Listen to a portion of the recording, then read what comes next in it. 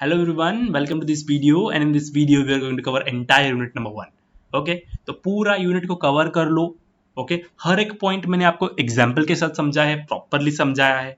Okay interesting है. अगर आपने एक बार वीडियो देखा तो कभी चैप्टर भूलोगे नहीं. This is my guarantee. Okay अगर आपके सारे कंसेप्ट क्लियर हो गए हैं at the end of the video then please go to the comment and tell me how we are doing. Okay so हर एक पॉइंट को देखो, प्रॉपरली देखो, कंसेप्ट को समझ लो और अपने ओन वर्ड में आंसर लिखना होता है. ठीक है, ज्वाइन और व्हाट्सएप ग्रुप, मैंने वहां पर पूरा आपको नोट्स दूंगा, ये पीपीटी भी शेयर करूंगा और डिटेल नोट्स भी जो हमने बनाया वो भी शेयर कर लूंगा. ठीक है, ज्वाइन और Instagram account, the link is in description. ठीक है, if you have any queries then you can call me. Now let's get on the screen and watch entire video. अभी एक ही झटके में मत देखो, थोड़े थोड़े पार्ट्स में देख सकते हो आप, लेकिन आपको देखना है प्रॉपरली, आपको समझना है, देखना है. ठीक है, welcome to this video. In this video we will see unit number 1 software testing and testing methods. Case scheme के अंदर थर्ड ईयर के लिए सब्जेक्ट है सॉफ्टवेयर टेस्टिंग करके. Very simple, then software engineering. Okay, इससे पिछले वाले वीडियो में हमने देखा था कि सॉफ्टवेयर टेस्टिंग के अंदर क्या पढ़ना है हमें. ओके, अगर वो आपने वीडियो देखा है तो आपको समझ में आ जाएगा ओके कि हर एक यूनिट में हमें क्या पढ़ना है. अगर वो समझ में आया है तो इतना टेंशन मत लो, बिकॉज इतना डिफिकल्ट भी नहीं है सॉफ्टवेयर इंजीनियरिंग जैसे. ओके, बस आपको कंसेप्ट ही ध्यान में रखने हैं, थ्योरी तो अपने मन से ही लिखनी होती है. ठीक है, आपने देखा होगा, आपने लिखा होगा इस सेमेस्टर में सॉफ्टवेयर इंजीनियरिंग के लिए. ओके, बहुत अच्छे मार्क्स मिले सबको. Okay, so my name is Deeptesh and I am teaching you software testing. So पूरा यूनिट 1 डिस्कस करने वाले इस वीडियो में. वीडियो बड़ा होने दो, लेकिन कंसेप्ट को समझो, प्रॉपरली समझो. This is my aim. Okay, और मैंने भी पेपर लिखा है, मेरे मन से आंसर लिखे हैं and I get great marks also. Okay, so 9 hours में ये यूनिट होना चाहिए आपके कॉलेज में, लेकिन हम 2 आवर्स में पूरा कंसेप्ट समझ लेंगे. ओके, कॉलेज में टाइम लगता है. ठीक है, तो RUA मतलब क्या होता है, रिमेंबरिंग लेवल के 4 मार्क के लिए होगा, अंडरस्टैंडिंग लेवल 6 मार्क के लिए होगा और एप्लीकेशन बेस्ड 4 मार्क्स के लिए होगा आपके एग्जाम में. तो टोटल 14 मार्क्स का ये यूनिट है. ओके, तो मैं पूरा आपको सिलेबस बता देता हूँ कि इस यूनिट में हमें क्या करना है. 1.1 में आपको सॉफ्टवेयर टेस्टिंग को समझना है, सॉफ्टवेयर टेस्टिंग क्यों करते हैं, और SRS वेरी इंपॉर्टेंट, SRS क्या है वो हमें पता होना चाहिए. ठीक है, फिर 1.2 में हमें देखना है कि फेल्यूर मतलब टर्मिनोलॉजीज, मतलब डेफिनेशन देखने की, फेल्यूर क्या होता है, एरर क्या होता है, फॉल्ट क्या होता है, डिफेक्ट क्या होता है और बग क्या होता है. ओके, फिर 1.3 में आपको टेस्ट केसेस, मतलब टेस्ट केस क्या है, टेस्ट केसेस कैसे लिखते हैं, तो ये क्वेश्चन आ सकता है आपके पेपर में डेफिनेटली. फिर entry and exit criteria for testing, मतलब जो टेस्टिंग फेज होगी, कब हम स्टार्ट करेंगे, कब हम टेस्टिंग फेज को खत्म करेंगे, वो पहले आपको सेट करना पड़ेगा. वो भी हम देखेंगे 1.3 में.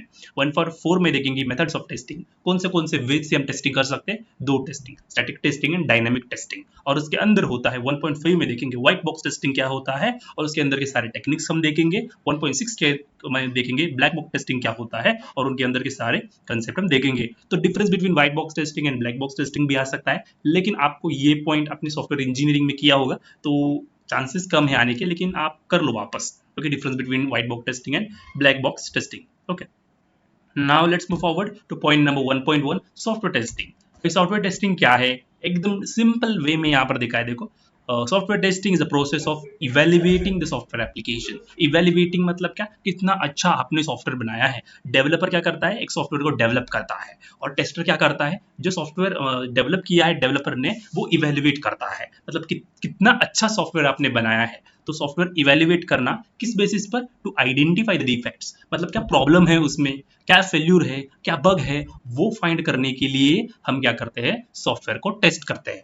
And ensure that it meets the specified requirements and work as expected. मतलब क्या, हम टेस्टिंग क्यों करते हैं, डिफेक्ट को फाइंड करने के लिए एक एप्लीकेशन में, एंड जो भी SRS सॉफ्टवेयर रिक्वायरमेंट स्पेसिफिकेशन में जो भी फंक्शंस दिया है. SRS क्या होता है, बेसिकली एक डॉक्यूमेंट होता है और उस डॉक्यूमेंट के अंदर हमें एप्लीकेशन में क्या क्या फंक्शन चाहिए. मतलब अगर लॉगिन है, मतलब सॉरी अभी एग्जाम डिपार्टमेंट का कुछ तो है, तो उसमें टेस्ट देना आना चाहिए, रिजल्ट देखना आना चाहिए, वैसे बहुत सारे रिक्वायरमेंट्स होते हैं. तो वो सारे रिक्वायरमेंट फुलफिल हुए या नहीं, और जैसे वर्क होना चाहिए एप्लीकेशन, वो वर्क हो रहा है ना प्रॉपरली, वो सब हम चेक करते हैं in the software testing. So this is the basic overview मैंने दिया. प्रॉपर डेफिनेशन सॉफ्टवेयर टेस्टिंग की क्या है, software testing is execution of a program with intent of finding the error, okay, and verifying that system behaves according to requirements. ऊपर का ही नीचे है, लेकिन एक प्रॉपर डेफिनेशन सॉफ्टवेयर टेस्टिंग की ये है. तो ये डेफिनेशन आप समझ लो. क्या है सॉफ्टवेयर टेस्टिंग, एक प्रोग्राम को एग्जीक्यूट करना, किस इंटेंशन से, फाइंडिंग द एरर, एंड क्या वेरीफाई करे, जो भी रिक्वायरमेंट सिस्टम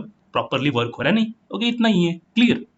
नाउ की पॉइंट्स क्या है, देखो, testing helps ensure quality, reliability and performance. Testing क्यों करते हैं, क्या फाइंड होता है, तो हमें एट द एंड हमें क्या बनाना है, सॉफ्टवेयर को क्वालिटी का बनाना है। तो क्वालिटी का सॉफ्टवेयर बनाया नहीं, वो चेक करने के लिए हम टेस्टिंग करते हैं। उसके बाद रिलायबिलिटी चेक करते हैं उसकी, और उसकी परफॉर्मेंस चेक करते हैं। अगर परफॉर्मेंस अच्छा है, रिलायबल भी करेक्ट है सारा, और क्वालिटी भी अच्छा है, देन टेस्टिंग इज गुड। अगर टेस्टिंग गुड है तो we can deploy our application. Clear, it's validate both functional and non functional requirements. अभी functional and non functional requirements आपको पता होगा क्या होता है, लेकिन फिर भी मैं आपको एग्जांपल के साथ बताता हूँ functional and non functional requirements क्या होता है। सो फंक्शनल रिक्वायरमेंट एग्जांपल देखो अभी किसका लोगे आप एग्जांपल, अटेंडेंस मैनेजमेंट सिस्टम ले लो। तो अटेंडेंस मैनेजमेंट सिस्टम के अंदर फंक्शंस क्या होंगे, फंक्शनल रिक्वायरमेंट क्या होंगे कि टीचर अटेंडेंस लेना चाहिए, स्टूडेंट अटेंडेंस देख सकते हैं, स्टूडेंट को लॉगिन करना आना चाहिए, टीचर को लॉगिन करना आना चाहिए। Okay, this are the functional requirement. अभी नॉन फंक्शनल रिक्वायरमेंट मतलब क्या कि परफॉर्मेंस चेक करेंगे, at a time 1000 people, at a time 1000 of students can register, okay login, और क्रैश नहीं होना चाहिए सिस्टम को। Okay, like this way. Example और एक देखो, एमएसबीटी का मैंने आपको बोला था पिछले सॉफ्टवेयर इंजीनियरिंग में, जब आप ओपन करते हो अपना रिजल्ट का, एट टाइम जब 10,000 पीपल ने भी लॉग चेक शो रिजल्ट पर क्लिक किया तो रिजल्ट शो होना चाहिए। So that is your non functional requirement. Clear? So testing is performed before and after deployment. Testing हम कब करते हैं, बिफोर मतलब डिप्लॉयमेंट करने से पहले। डिप्लॉयमेंट फेज आपको पता होगा, डिप्लॉयमेंट मतलब क्या, पब्लिश कर देना हमारे सिस्टम को। तो टेस्टिंग हम क्या करते हैं, डिप्लॉयमेंट से पहले करते हैं, एंड डिप्लॉयमेंट के बाद, मतलब डिप्लॉय करने के बाद कोई एरर आया नहीं, प्रॉपर्ली वर्क हो रहा है रियल वर्ल्ड एप्लीकेशन में, ओके वो सब हम चेक करते हैं। So this are the basics of software testing. I hope सारे पॉइंट्स क्लियर हैं।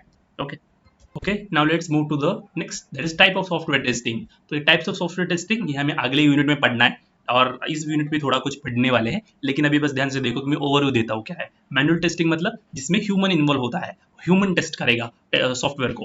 ऑटोमेशन टेस्टिंग मतलब ओके कोई एक एप्लीकेशन होगा, वो एप्लीकेशन दूसरे एप्लीकेशन को टेस्ट करेगा, is nothing but automation testing. और इसमें ह्यूमन इन्वॉल्वमेंट कम होती है या होती ही नहीं है। उसके बाद फंक्शनल टेस्टिंग मतलब फंक्शनल रिक्वायरमेंट को टेस्ट करेंगे, non functional testing non functional requirement को टेस्ट करेंगे, and black box testing, white box testing and grey box testing. तो ये हमें इस यूनिट में देखना है। तो black box and white box ये दोनों का कंबाइन करके ग्रे बॉक्स टेस्टिंग होता है। फिर ब्लैक बॉक्स क्या है, व्हाइट बॉक्स क्या है, वो हम आगे देखने वाले हैं इस यूनिट में, डोंट वरी। ठीक है, तो ये बेसिक समझे, बस ओवरव्यू मैंने आपको दिया है कि टाइप्स ऑफ सॉफ्टवेयर टेस्टिंग क्या है। ऑब्जेक्टिव्स ऑफ टेस्टिंग, ऑब्जेक्टिव्स मतलब क्यों करते हैं सॉफ्टवेयर टेस्टिंग को, या फिर सॉफ्टवेयर टेस्टिंग ही क्यों करते हैं, वो है सारा। ठीक है, अपने मन से लिखना होता है बच्चों, तो पहले बस देख लो कि कौन से पॉइंट्स है। अगर आपको ध्यान में नहीं आ रहा, आप कुछ भी लिख सकते हो टेस्टिंग के बारे में, ओके पॉइंट्स। ओके, सिंपल मैंने यहाँ पर दिया है, देख लो। ठीक है, so the main purpose of software testing is not to prove that software is correct. देखो टेस्टर क्या करता है, जो भी सॉफ्टवेयर है डेवलपर ने जो बनाया है, डेवलपर एक सॉफ्टवेयर बनाता है, फिर टेस्टर क्या करता है, जो डेवलपर ने बनाया हुआ सॉफ्टवेयर को टेस्ट करता है। तो टेस्टर क्या करता है कि उस सॉफ्टवेयर को गलत है प्रूव करता है, वो करेक्ट नहीं गलत है, उसमें एरर फाइंड करने की कोशिश करता है। अगर एरर मिले उसको तो वापस वो डेवलपर के पास जाता है, डेवलपर उसे करेक्ट करता है, फिर एक सॉफ्टवेयर मॉडल जनरेट होता है, फिर वापस टेस्टर उसको टेस्ट करता है। क्लियर? सो ये है, तो main purpose of software testing is not to prove the software is correct but the find the defect. Defect को फाइंड करना एक गोल होता है टेस्टिंग का। ओके, तो ऑब्जेक्टिव देखो, डिटेक्ट्स डिफेक्ट्स मतलब क्या, सॉफ्टवेयर में कोई बग है, एरर है, या कोई रिक्वायरमेंट मिसिंग है। जो एसआरएस में है कि लॉग आउट होना चाहिए, ऐसा एक रिक्वायरमेंट है, लेकिन डेवलपर ने उसको भूल गया है कि इसने लॉग आउट का फंक्शन ही नहीं बनाया, ओके लॉग आउट का फीचर ही नहीं बनाया। तो वो सारा आइडेंटिफाई करने के लिए, डिटेक्ट करने के लिए हम टेस्टिंग करते हैं। क्लियर? अब ये बग क्या होता है, एरर क्या होता है, वो अगले पॉइंट में डिस्कस करने वाले हैं। बस अभी देखो कि ऑब्जेक्टिव्स ऑफ सॉफ्टवेयर टेस्टिंग क्या होता है। ओके, तो दूसरा है verify the requirements. Verify requirement मतलब जो एसआरएस में रिक्वायरमेंट होता है, तो एसआरएस क्या होता है, मैं आपको एक बेसिक बता देता हूँ। एसआरएस मतलब सॉफ्टवेयर रिक्वायरमेंट स्पेसिफिकेशन। ये कब क्रिएट करते हैं, जो रिक्वायरमेंट फेज होती है ना, रिक्वायरमेंट फेज या रिक्वायरमेंट गैदरिंग, वो रिक्वायरमेंट कलेक्ट करने के बाद हम एक डॉक्यूमेंट जनरेट करते हैं। उस डॉक्यूमेंट के अंदर क्या होता है, सारे रिक्वायरमेंट्स लिखे होते हैं कि क्लाइंट को ये चाहिए, ये फीचर चाहिए, ये नहीं चाहिए, वो सारा डिटेल में बताया होता है। उस डॉक्यूमेंट को हम क्या कहते हैं, एसआरएस कहते हैं। ओके, फिर एसआरएस में जो रिक्वायरमेंट है, ओके और सॉफ्टवेयर बनाने के बाद वो एसआरएस एंड सॉफ्टवेयर जो है वो चेक करते हैं, वेरीफाई करते हैं कि प्रॉपरली जो एसआरएस में है वो सॉफ्टवेयर हमने उस प्रकार से बनाया नहीं। अगर वैसा बनाया नहीं है तो वापस वो डेवलपर के पास जाएगा, डेवलपर उस फीचर को ऐड करेगा, वापस वो टेस्टर के पास आएगा, वापस वो टेस्ट करेगा। क्लियर? तो रिक्वायरमेंट वेरीफाई करने के लिए। फिर इंश्योर क्वालिटी, क्वालिटी का सॉफ्टवेयर है बनाने के एट द एंड हमारा क्या होता है, एक क्वालिटी का सॉफ्टवेयर बनाना। ओके, तो क्वालिटी को चेक करना ही काम होता है टेस्टिंग का। उसमें इंप्रूव रिलायबिलिटी, एकदम प्रॉपर सॉफ्टवेयर होना चाहिए,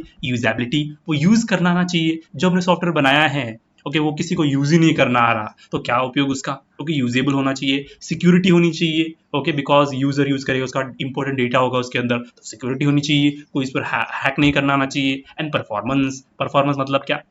वही, अगर एक यूजर एप्लीकेशन यूज कर रहा है एट अ टाइम, तो एकदम परफेक्ट वर्क होना चाहिए। एट अ टाइम 1000 पीपल उस एप्लीकेशन को यूज कर रहे हैं तो भी प्रॉपर होना चाहिए, तो परफॉर्मेंस भी होना चाहिए। Clear? So this is ensure quality. Okay, now reduce risk. अभी रिस्क क्या होता है? रिस्क मतलब कोई प्रॉब्लम आना, ओके, तो वो डिप्लॉय करने के बाद जो प्रॉब्लम आते हैं उसको पहले ही हम प्रिवेंट कर लेंगे। Okay, so prevent failures after deployment. Okay, मतलब जो भी डिप्लॉयमेंट करने के बाद जो भी प्रॉब्लम आए उसको पहले ही आइडेंटिफाई करेंगे। कब आइडेंटिफाई करेंगे? टेस्टिंग के फेज वक्त। ओके, तो ये रिस्क भी हम रिड्यूस कर सकते हैं।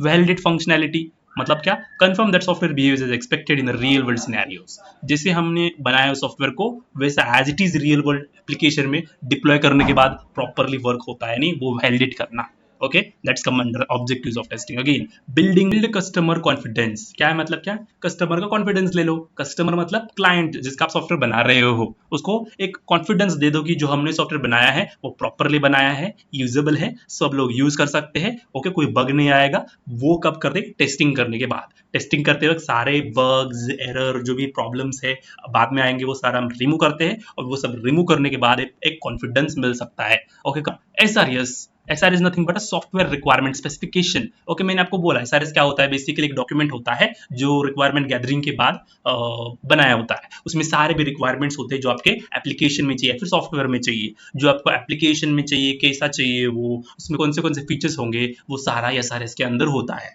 सो एक SRS क्या है? एक फॉर्मल डॉक्यूमेंट है that describe what a software system should do including functional and non functional requirements. तो इसके अंदर रिक्वायरमेंट्स होता है। कौन से रिक्वायरमेंट्स? दोनों टाइप के रिक्वायरमेंट्स, फंक्शनल रिक्वायरमेंट्स भी होती है और नॉन फंक्शनल रिक्वायरमेंट्स भी होती है। अभी पर्पस ऑफ SRS, क्यों है SRS, क्या है इसका काम? So act as a contract between the client and the developer. एक कॉन्ट्रैक्ट की तरह काम करता है। मतलब क्या? SRS के अंदर मतलब रिक्वायरमेंट गैदरिंग के बाद एक पूरे रिक्वायरमेंट्स दिए होते हैं, फिर कॉन्ट्रैक्ट एज कॉन्ट्रैक्ट एक्ट करता है क्लाइंट एंड डेवलपर के बीच में। मतलब क्या? क्लाइंट ने यही फीचर मैंने बताए थे, मैंने डेवलपर ने ये फीचर्स बना लिए, बाद में कोई एक्स्ट्रा फीचर अगर उसने बताया तो इस कॉन्ट्रैक्ट में नहीं था। ओके, ऐसे डेवलपर बता सकता है। Clear? So this is act as a contract between the client and the developer. Client मतलब जिसका सॉफ्टवेयर हम बना रहे हैं। Okay, serves as a reference for testing and validation. Testing करते वक्त SRS की जरूरत होती है। मतलब जो भी हमने सॉफ्टवेयर बनाया है वो SRS के अकॉर्डिंग बनाया है नहीं, तो टेस्टिंग एंड वैलिडेशन करते वक्त हम SRS को यूज करते हैं, रेफरेंस की तरह लेते हैं। Helps in designing, development and maintenance. तो SRS से लेके हम डिजाइन कर सकते हैं प्रॉपरली। SRS में जो भी रिक्वायरमेंट्स है वो रिक्वायरमेंट्स देख के हम प्रॉपर डिजाइन बना सकते हैं। SRS के साथ हम कोडिंग कर सकते हैं। ओके, SRS को, so this act as a basically document होता है, रेफरेंस पर्पज के लिए यूज होता है, और हर एक फेज के अंदर इस SRS का इंपॉर्टेंस होता है।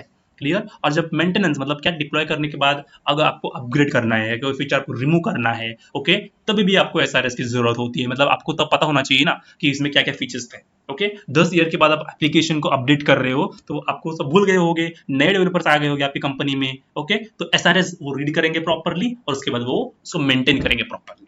Clear? So this is SRS का पर्पज। अभी कौन कौन SRS को यूज करता है? ओके, सो कस्टमर भी SRS को यूज करता है। कैसे यूज करता है? Needs SRS to be sure that requirement meets the business goals. मतलब ये SRS कस्टमर रीड कर, कस्टमर मतलब आपका क्लाइंट होता है बेसिकली। ठीक है, तो क्लाइंट क्या रीड करेगा कि इस SRS के अंदर जो भी रिक्वायरमेंट्स है वो मेरे बिजनेस के साथ मीट हो रहे हैं, प्रॉपरली है। ओके, तो उसके बाद बिजनेस एनालिस्ट। बिजनेस एनालिस्ट को क्यों SRS की जरूरत होती है? Deeply analyse and evaluate the project. Okay, वो इवैल्यूएट करेगा प्रोजेक्ट को प्रॉपरली सारा। ओके, फिर सॉफ्टवेयर इंजीनियरिंग को SRS की जरूरत होती है। Uses SRS to identify the tech stack and plan the process development. मतलब क्या क्या टेक्नोलॉजी लगेगी, ओके, और प्रॉपर प्लानिंग के लिए सॉफ्टवेयर इंजीनियरिंग को SRS की जरूरत होती है। डिजाइनर्स को लगती है एक प्रॉपर डिजाइन बनाने के लिए। Quality assurance, quality control engineer इसके लिए भी लगता है। मतलब test the system based on the requirement provided by the SRS। मतलब एक सॉफ्टवेयर को टेस्ट करने के लिए भी आपको एक प्लान बनाना पड़ता है, तो वो भी SRS के अंदर होता है, क्योंकि वो सारा आपको उसके लिए SRS लगता है। फिर प्रोजेक्ट मैनेजर्स भी यूज कर सकते हैं और इन्वेस्टर्स भी SRS को यूज कर सकते हैं। तो ये सारे यूजेस हैं जिनको SRS की जरूरत होता है। बेसिकली हर एक फेज में आपको SRS को यूज करना है। क्लियर? सो अभी importance of software requirement specification वही है। ओके, तो software requirement specification is very important because it act as the foundation of software project. एक सॉफ्टवेयर प्रोजेक्ट आपको बनाना है तो आपको एक सॉफ्टवेयर रिक्वायरमेंट स्पेसिफिकेशन करके एक डॉक्यूमेंट है, उस डॉक्यूमेंट को क्रिएट करना पड़ता है। वेरी इंपॉर्टेंट है, ध्यान से देखो। ओके तो एसआरएस क्या है, act as a foundation for the software project. Clear, so key important points, तो एसआरएस कैसा होना चाहिए, देखो clear understanding of requirement, SRS के अंदर जो भी रिक्वायरमेंट्स दिया है वो प्रॉपरली होना चाहिए, उस डेवलपर को भी समझ में आना चाहिए, क्लाइंट को भी समझ में आना चाहिए, सबको टेस्टर को भी समझ में आना चाहिए, प्रॉपर क्लियर वर्ड्स में आपको एसआरएस को लिखना है। Okay, helps developers and clients clearly understand what a software should do, मतलब जो भी एसआरएस के अंदर लिखा है वो किसी को तो रीड करना आना चाहिए, पॉइंट्स को समझना आना चाहिए। क्लियर, वही है act as a reference document. Okay, मतलब क्या अभी आपको मैंने बोला बेस डॉक्यूमेंट की तरह काम करता है, हर एक फेज में के लिए, डेवलपमेंट के टाइम, टेस्टिंग के टाइम, मेंटेनेंस के टाइम के लिए एसआरएस यूज करते हैं। Helps in test case design, test case क्या होता है वो हम देखेंगे आगे, लेकिन टेस्ट केस डिजाइन करते वक्त हमें एसआरएस की जरूरत होती है। क्यों एसआरएस की जरूरत होती है, क्योंकि एसआरएस के अंदर सारे रिक्वायरमेंट्स होती है और टेस्टिंग करते वक्त आपको हर एक रिक्वायरमेंट को आपको टेस्ट करना पड़ता है, तो आपको टेस्टिंग करते वक्त आपको टेस्ट केस की जरूरत होती है। ओके, टेस्ट केस क्या होता है हम डिटेल में आगे डिस्कस करने वाले, डोंट वरी। तो test case are prepared using SRS to verify each requirement, तो हम टेस्ट केस जनरेट करते हैं और टेस्ट केस जनरेट करने के बाद हमें टेस्टिंग परफॉर्म करना पड़ता है। Clear, reduce errors and reworks, clear requirement reduces misunderstanding and save times and cost. यहाँ पर टी है, टी रह गया। ओके, सो जो भी प्रॉपर रिक्वायरमेंट एसआरएस के अंदर होता है और उस प्रॉपर एसआरएस को देखते हुए आपको सॉफ्टवेयर को बनाना पड़ता है, सारे रिक्वायरमेंट्स को देखते हुए आपको सॉफ्टवेयर को बनाना है। अगर प्रॉपर रिक्वायरमेंट्स आपके एसआरएस में है तो आप प्रॉपर सॉफ्टवेयर बनाएंगे, अगर प्रॉपर सॉफ्टवेयर बना रहे हो तो आप उसका टाइम भी बचा रहे हो और कॉस्ट भी बचा रहे हो। अभी कॉस्ट एस्टिमेशन हमने देखा था सॉफ्टवेयर इंजीनियरिंग में। ओके, लाइक दिस वे, सो एकदम सिंपल सिंपल वर्ड्स में यहाँ पर लिखा है, आपको बस एक लाइन ध्यान में रखना है, उसके अंदर अपने मन से लिखना होता है। Clear, so this is the importance of SRS. Okay, और है सपोर्ट प्रोजेक्ट प्लानिंग। ओके, मतलब आपको एस्टिमेट कर सकते हैं cost, time and resources accurately. Resources मतलब कितने पीपल लगेंगे मुझे, कितने डेवलपर्स लगेंगे, कितने टेस्टर्स लगेंगे, वो सारा। ओके, कितना टाइम लगेगा और कितना कॉस्ट होगा, वो सारा एस्टिमेट कर सकते हैं using SRS.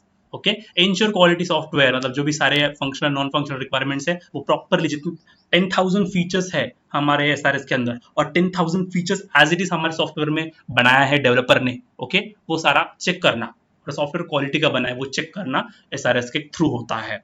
So act as a contract, client and developer के बीच में एग्रीमेंट की जगह काम करता है। And simplify maintenance, help understand the system easily when changes और अपडेट आर नीडेड, तो ये भी हम कर सकते हैं, मेंटेनेंस का वर्क भी कम करता है using the SRS. Clear, so SRS is an important because it clearly defines software requirements and serves as a reference for development, testing and maintenance. आपने ये लाइन ध्यान में रखा तो पूरा जो भी मैंने ये 4-5 स्लाइड्स में बताया वो सारा आपको समझ में आ जाएगा। Clear, so this is the basic concept. Okay, ये आपको क्वेश्चन आ सकता है what is SRS, give importance of SRS करके। दूसरा क्वेश्चन आ सकता है right the characteristics of good SRS, ये भी आ सकता है, मतलब आप गुड एसआरएस के कैरेक्टरिस्टिक्स आपको लिखना है। ओके, ये क्वेश्चन भी आ सकता है आपके एग्जाम में। तो अभी कैरेक्टरिस्टिक्स ऑफ गुड एसआरएस क्या होता है, तो करेक्ट मतलब क्या, जो भी आप एसआरएस में लिख रहे हैं वो एकदम प्रॉपर होना चाहिए, करेक्ट होना चाहिए और वो क्लाइंट जो बोल रहा है वही होना चाहिए, आलतू फालतू का कुछ नहीं होना चाहिए। All requirements are right and approved by the client. Okay, correct होना चाहिए हमारा एसआरएस। ओके, उसके बाद अनएम्बिशियस, अनएम्बिशियस मतलब क्या, each requirement has only one clear meaning, no confusion और डबल इंटरप्रिटेशन। अगर आप कोई एक स्टेटमेंट लिख रहे हो, ओके, एक एप्लीकेशन बना रहे हो और उस एप्लीकेशन के अंदर क्या है, अगर आपका टेम्परेचर हाई है, ओके, तो आपका फैन ऑन होना चाहिए, ऐसा। अगर टेम्परेचर हाई है तो फैन ऑन होना चाहिए। हाई, हाई मतलब कितना हाई, ओके, वो भी होना चाहिए, मतलब 40 डिग्री सेल्सियस। अगर टेम्परेचर 40 डिग्री सेल्सियस से ज्यादा है तो आपका फैन ऑन होना चाहिए। ऐसे क्लियर स्टेटमेंट में आपको लिखना होता है सारे इसको, हाई, लो, गुड, बैड, ऐसा नहीं, 40%, 20%, 40 डिग्री सेल्सियस, ओके, ऐसा लिखना होता है। क्लियर, सो अनएम्बिशियस होना चाहिए। ओके, कंफ्यूजन नहीं होना चाहिए और उस स्टेटमेंट का डबल इंटरप्रिटेशन, डबल मीनिंग नहीं होना चाहिए। ठीक है, कंप्लीट होना चाहिए, मतलब क्या, जो भी सारे रिक्वायरमेंट्स है वो फुल होने चाहिए। Okay, all required features and details are fully included. Okay, उस सॉफ्टवेयर से एसआरएस के अंदर नथिंग इंपॉर्टेंट इज मिसिंग, कुछ मिस नहीं करना। Okay, consistent, no requirement conflict with another requirement, मतलब आप एक रिक्वायरमेंट ऐड कर रहे हो तो दूसरा रिक्वायरमेंट उसको कुछ हार्म नहीं करना चाहिए, तो एक रिक्वायरमेंट दूसरे रिक्वायरमेंट को कॉन्फ्लिक्ट नहीं होना चाहिए। ओके, कोई हार्म नहीं होना चाहिए। ओके, दो रिक्वायरमेंट सेपरेट सेपरेट रिक्वायरमेंट है, ऐसे लाइक दिस। क्लियर, रैंक्ड मतलब क्या, प्रायोरिटाइज करो, मतलब आपके एक एप्लीकेशन में 10,000 फीचर्स हो सकते हैं, 10,000 रहने दो कि 10-12 फीचर्स होते हैं, तो 10-12 फीचर्स में से आप पहले किस पर काम करोगे। ओके, तो प्रायोरिटाइज करो, okay, so requirements are arranged by importance. अगर आप बना रहे हो अटेंडेंस मैनेजमेंट सिस्टम तो उसमें मेन थिंग क्या है, टीचर अटेंडेंस ले सकती है, स्टूडेंट अटेंडेंस देख सकता है, तो वो पहले दो इंपॉर्टेंट फीचर्स है, तो उसको पहले इंप्लीमेंट करो, बाकी का देखो ना, फिर लॉग इन बाद में करो, लॉग आउट बाद में करो, ओके, डिजाइनिंग बाद में करो, लाइक दिस, ठीक है। तो हर एक रिक्वायरमेंट को प्रायोरिटी दो, अगर वो सबसे पहला कर रहा है तो उसको हाई दो, अगर वो हाई भी नहीं है, लो भी है, उसको तो मीडियम दे दो, अगर वो इतना इंपॉर्टेंट नहीं उस फीचर का, उस रिक्वायरमेंट का, तो उसको लो कर दो, तो ऐड दे हम देख लेंगे।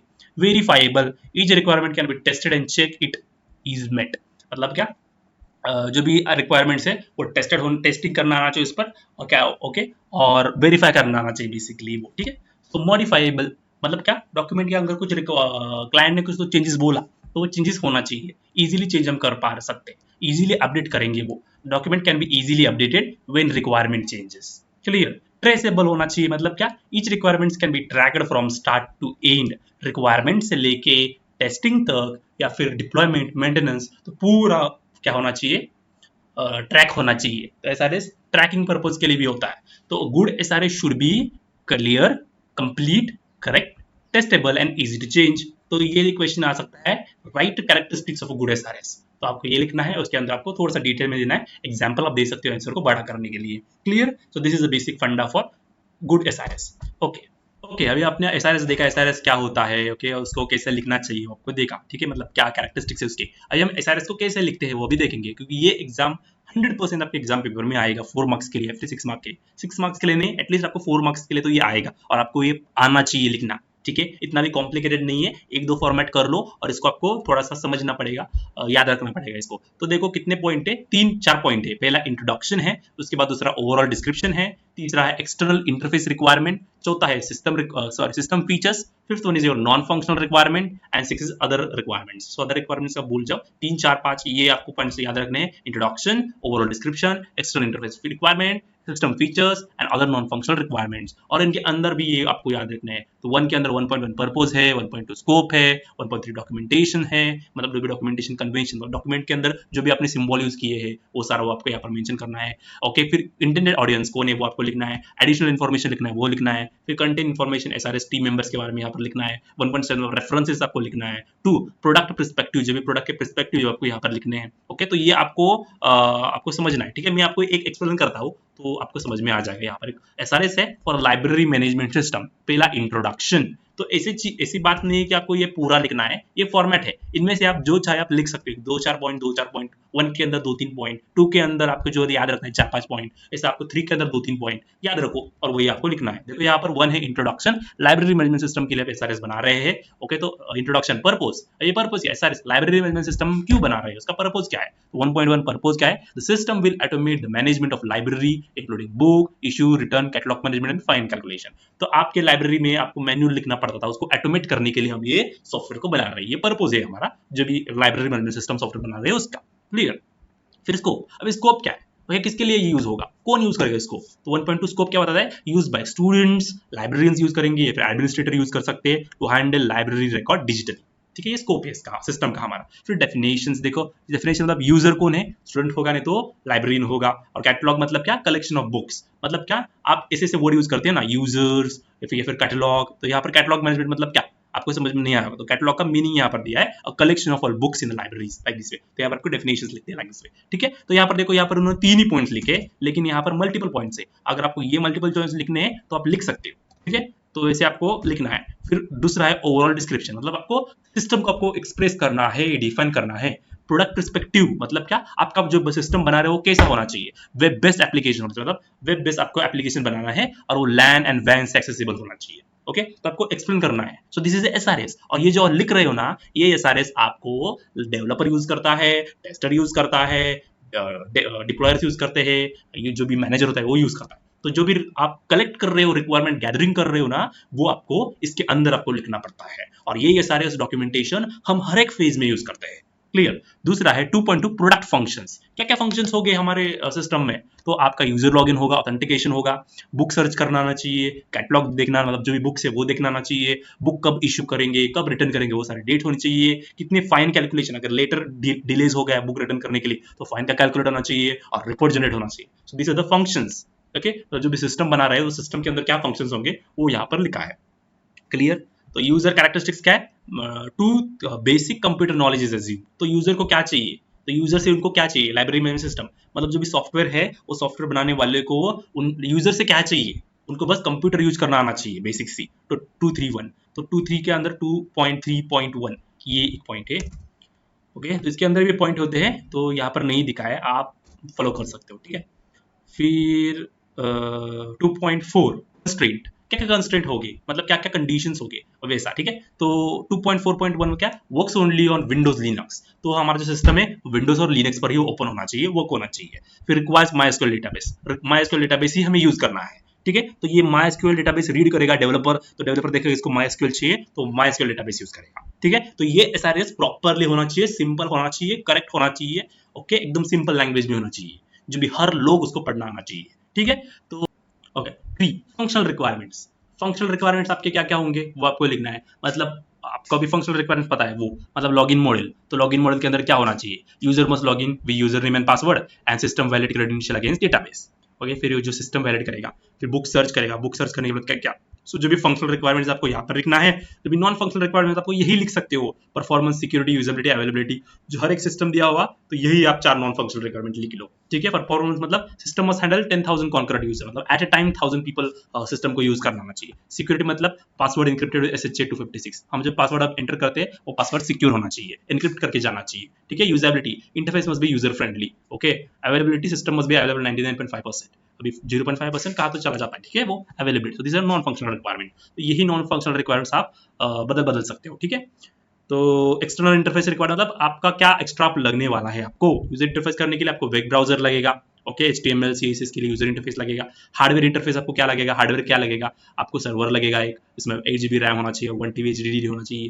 फिर सॉफ्टवेयर इंटरफेस कैसा होना चाहिए, MySQL database, Apache web server, जो भी लगेगा वो सारा एक्सटर्नल जो भी लगेगा रिक्वायरमेंट्स वो आपको लिस्ट करने हैं यहाँ पर। टेस्टिंग परस्पेक्टिव, क्या टेस्ट करेंगे हम, कैसे टेस्ट करेंगे, वो सर आपको यहाँ पर लिखना है। तो टेस्ट केसेस लिखेंगे, टेस्ट सिनेरियोज होंगे, एक्सेप्टेबल कब एक्सेप्ट करेंगे, ओके, वो सर आपको यहाँ पर लिखना है। सो this is your SRS for library management system. दूसरा है हमारा ऑनलाइन शॉपिंग सिस्टम, ओके, आप ये भी देख सकते हो, मैंने बहुत सारे 2-3 डाले हैं, okay, you can follow this.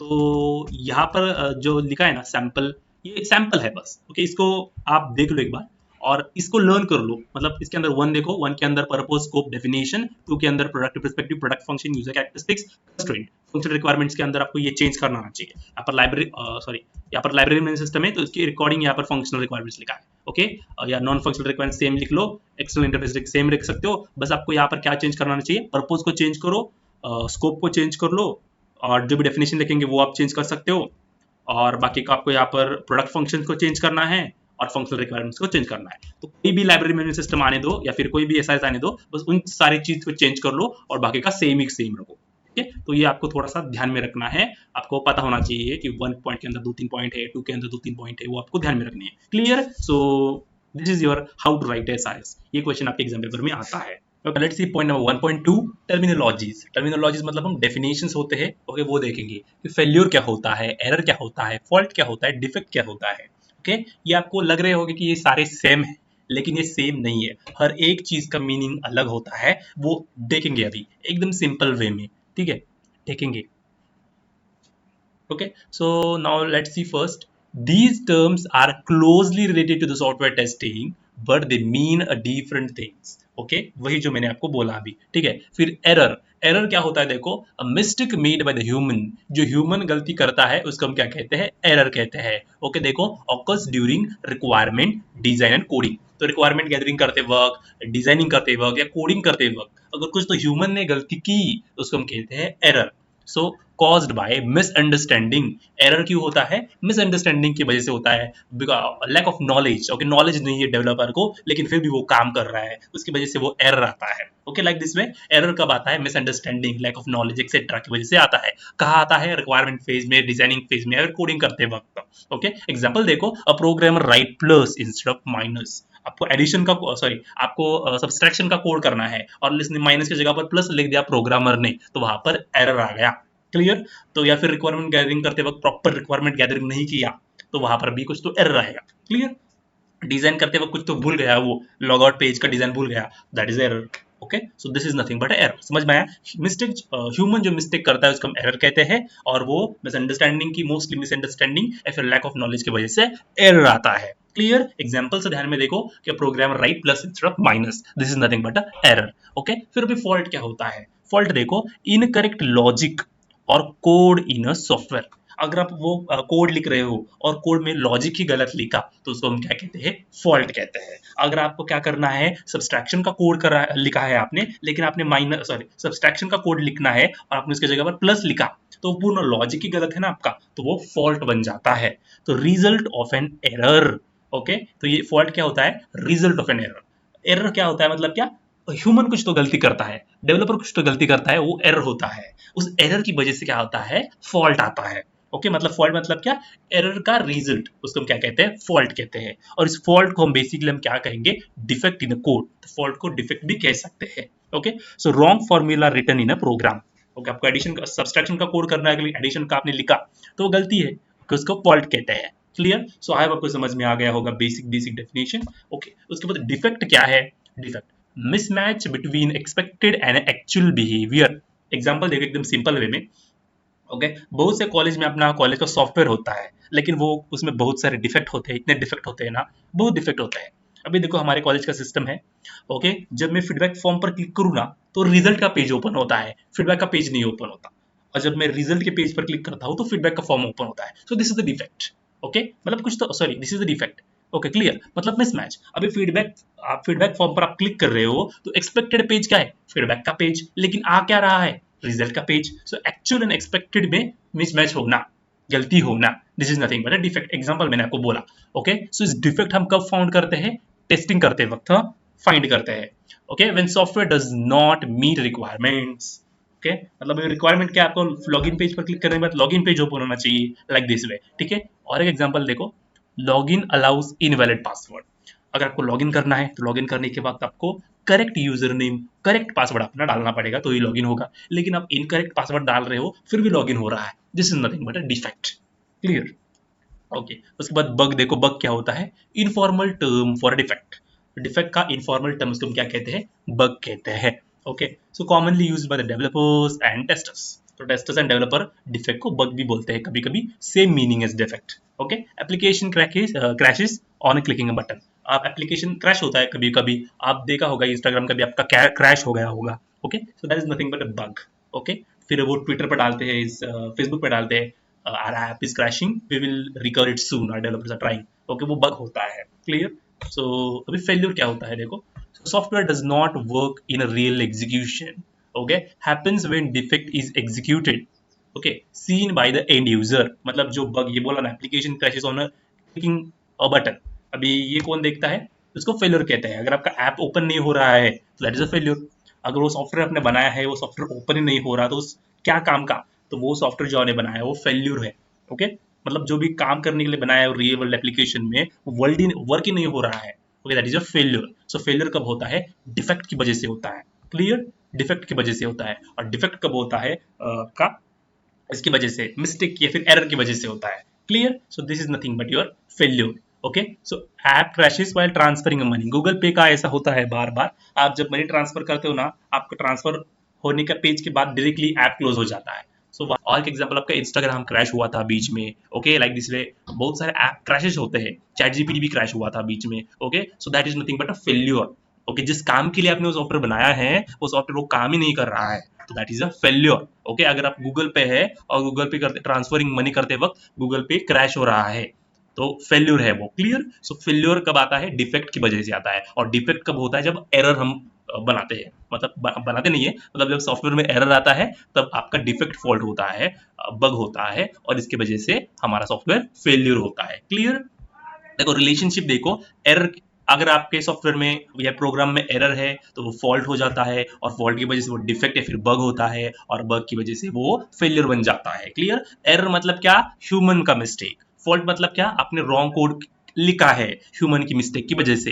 Defect मतलब problem found in testing, testing करते वक्त आप प्रॉब्लम जो फाउंड होगी उसको हम कहते हैं डिफेक्ट, नहीं तो बग कहते हैं। और फेलियर मतलब सॉफ्टवेयर स्टॉप वर्किंग। क्यों stop working? Because there is a defect in a software. Clear? So this is a simple scenario. जो मैं बोल रहा हूँ उस पर ध्यान दो। ठीक है, इस पीपीटी पर ध्यान देने की जरूरत नहीं है, जो मैं बोल रहा हूँ उस पर ध्यान दो। ओके, तो अभी देखो यहाँ पर एक सिंपल सा एग्जांपल बना लिखा है, a person makes an error. Okay, और developer makes an error, that create a fault in a software. अगर पर्सन ने कुछ तो एरर किया प्रोग्राम में, तो वो एरर क्या बन जाता है, फॉल्ट बन जाता है सॉफ्टवेयर में, और इस फॉल्ट की वजह से हमारा जो भी सिस्टम है वो फेल्यूर हो जाता है। That can cause a failure in a operation.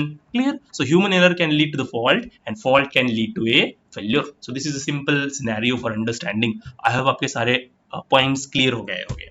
Okay, तो ये क्वेश्चन आया था 2 मार्क्स के लिए, define the terminology error fault defect bug, इतना सा ही लिखा है। ओके, हाफ मार्क के लिए ईच है, you can refer this also. ठीक है, फिर यहाँ पर तो यहाँ पूरा मैंने समरी दिया है, you can follow this. Okay, यहाँ पर देखो वन लाइन एग्जाम आंसर, मतलब आपको ध्यान रखने के लिए। Okay, now let's see what is the test cases, entry and exit criteria for testing. Okay, तो टेस्ट केस क्या है, देखो पहले अभी सिंपल में बता दो टेस्ट केस क्या है।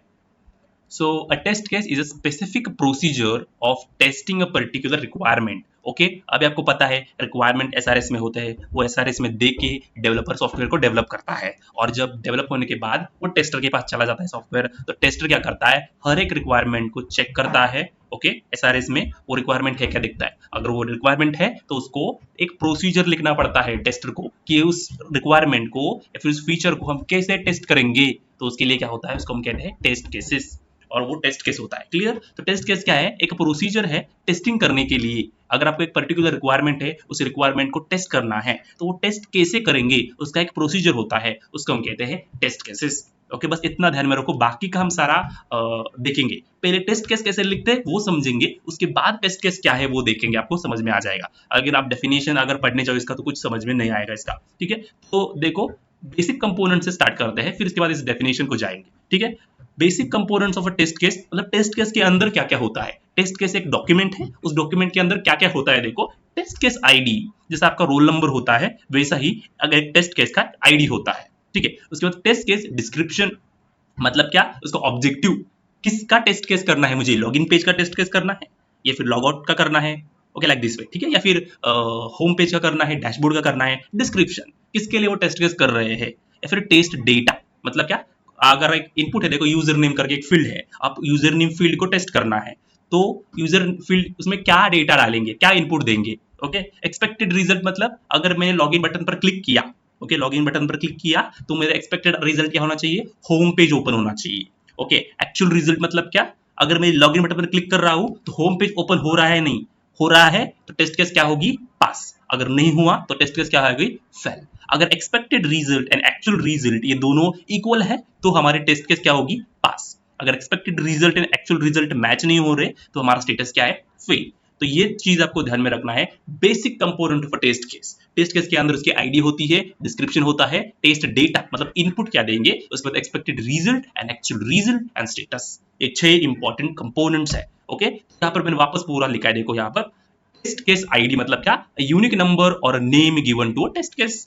टेस्ट केस को एक यूनिक नंबर, तो वो ये क्या करता है, helps to identify and track the test case easily. Okay, तो ये हम इजीली फाइंड कर सकते हैं, रोल नंबर से हम डायरेक्टली हम कॉल कर सकते हैं। Okay, like this way. So example कैसे दे सकते हैं, TC01 TC लॉगिन 01, आप पे डिपेंड है आईडी कैसे होगी। ओके, आप पर डिपेंड है, ऐसा ही नहीं। तो basically you can follow this rule, TC01 TC02 TC03, लेकिन आप ऐसा ही नहीं, आप अपने मन से देख सकते हो आपका test case. Okay, so test case description, छोटा सा एक्सप्लेनेशन कि आप टेस्ट केस क्यों कर रहे हो, ये जो आप टेस्ट केस लिख रहे हो वो किसके लिए लिख रहे हो, उसका छोटा सा डिस्क्रिप्शन। मतलब आगे जब कोई आप चले गए उस कंपनी से और दूसरा कोई आया तो वो रीड करके उसे समझेगा कि ये टेस्ट केस किसके लिए किया है। Okay, a short explanation of what is being tested.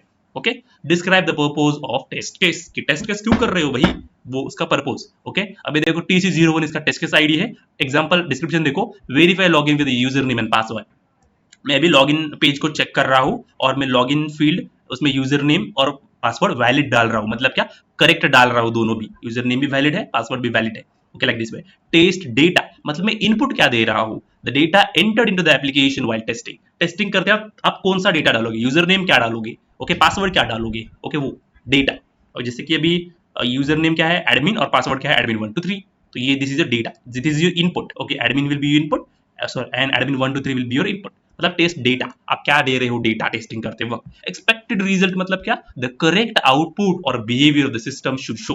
Okay, मतलब क्या, क्या करेक्ट आउटपुट आना चाहिए। अगर यूजर आप लॉगिन कर रहे हो तो लॉगिन पेज होने के बाद आपका लॉगिन सक्सेसफुल मैसेज आना चाहिए एंड आपका होम पेज ओपन होना चाहिए। क्लियर। एक्चुअल रिजल्ट मतलब अगर आपने टेस्ट किया और टेस्ट करने के बाद क्या रिजल्ट दिखा आपको, कि होम पेज ओपन हो रहा है प्रॉपरली, या करेक्ट यूजर नेम पासवर्ड डाल के भी हमारा आउटपुट नहीं, डायरेक्टली वो लॉग आउट पेज ओपन हो रहा है, तो एक्चुअल रिजल्ट बताता है वो। ओके, स्टेटस क्या होता है, shows whether the test case is successful और नॉट। अगर आपका actual result is equal to the expected result, then आपका टेस्ट केस क्या है, पास है। अगर आपका actual result is not equal to expected result, तो आपका टेस्ट केस क्या है, फेल है। Clear? So this is the basic test case. Okay, ये टेम्पलेट देखो कि कैसे आपको लिखना है, पहले देखो।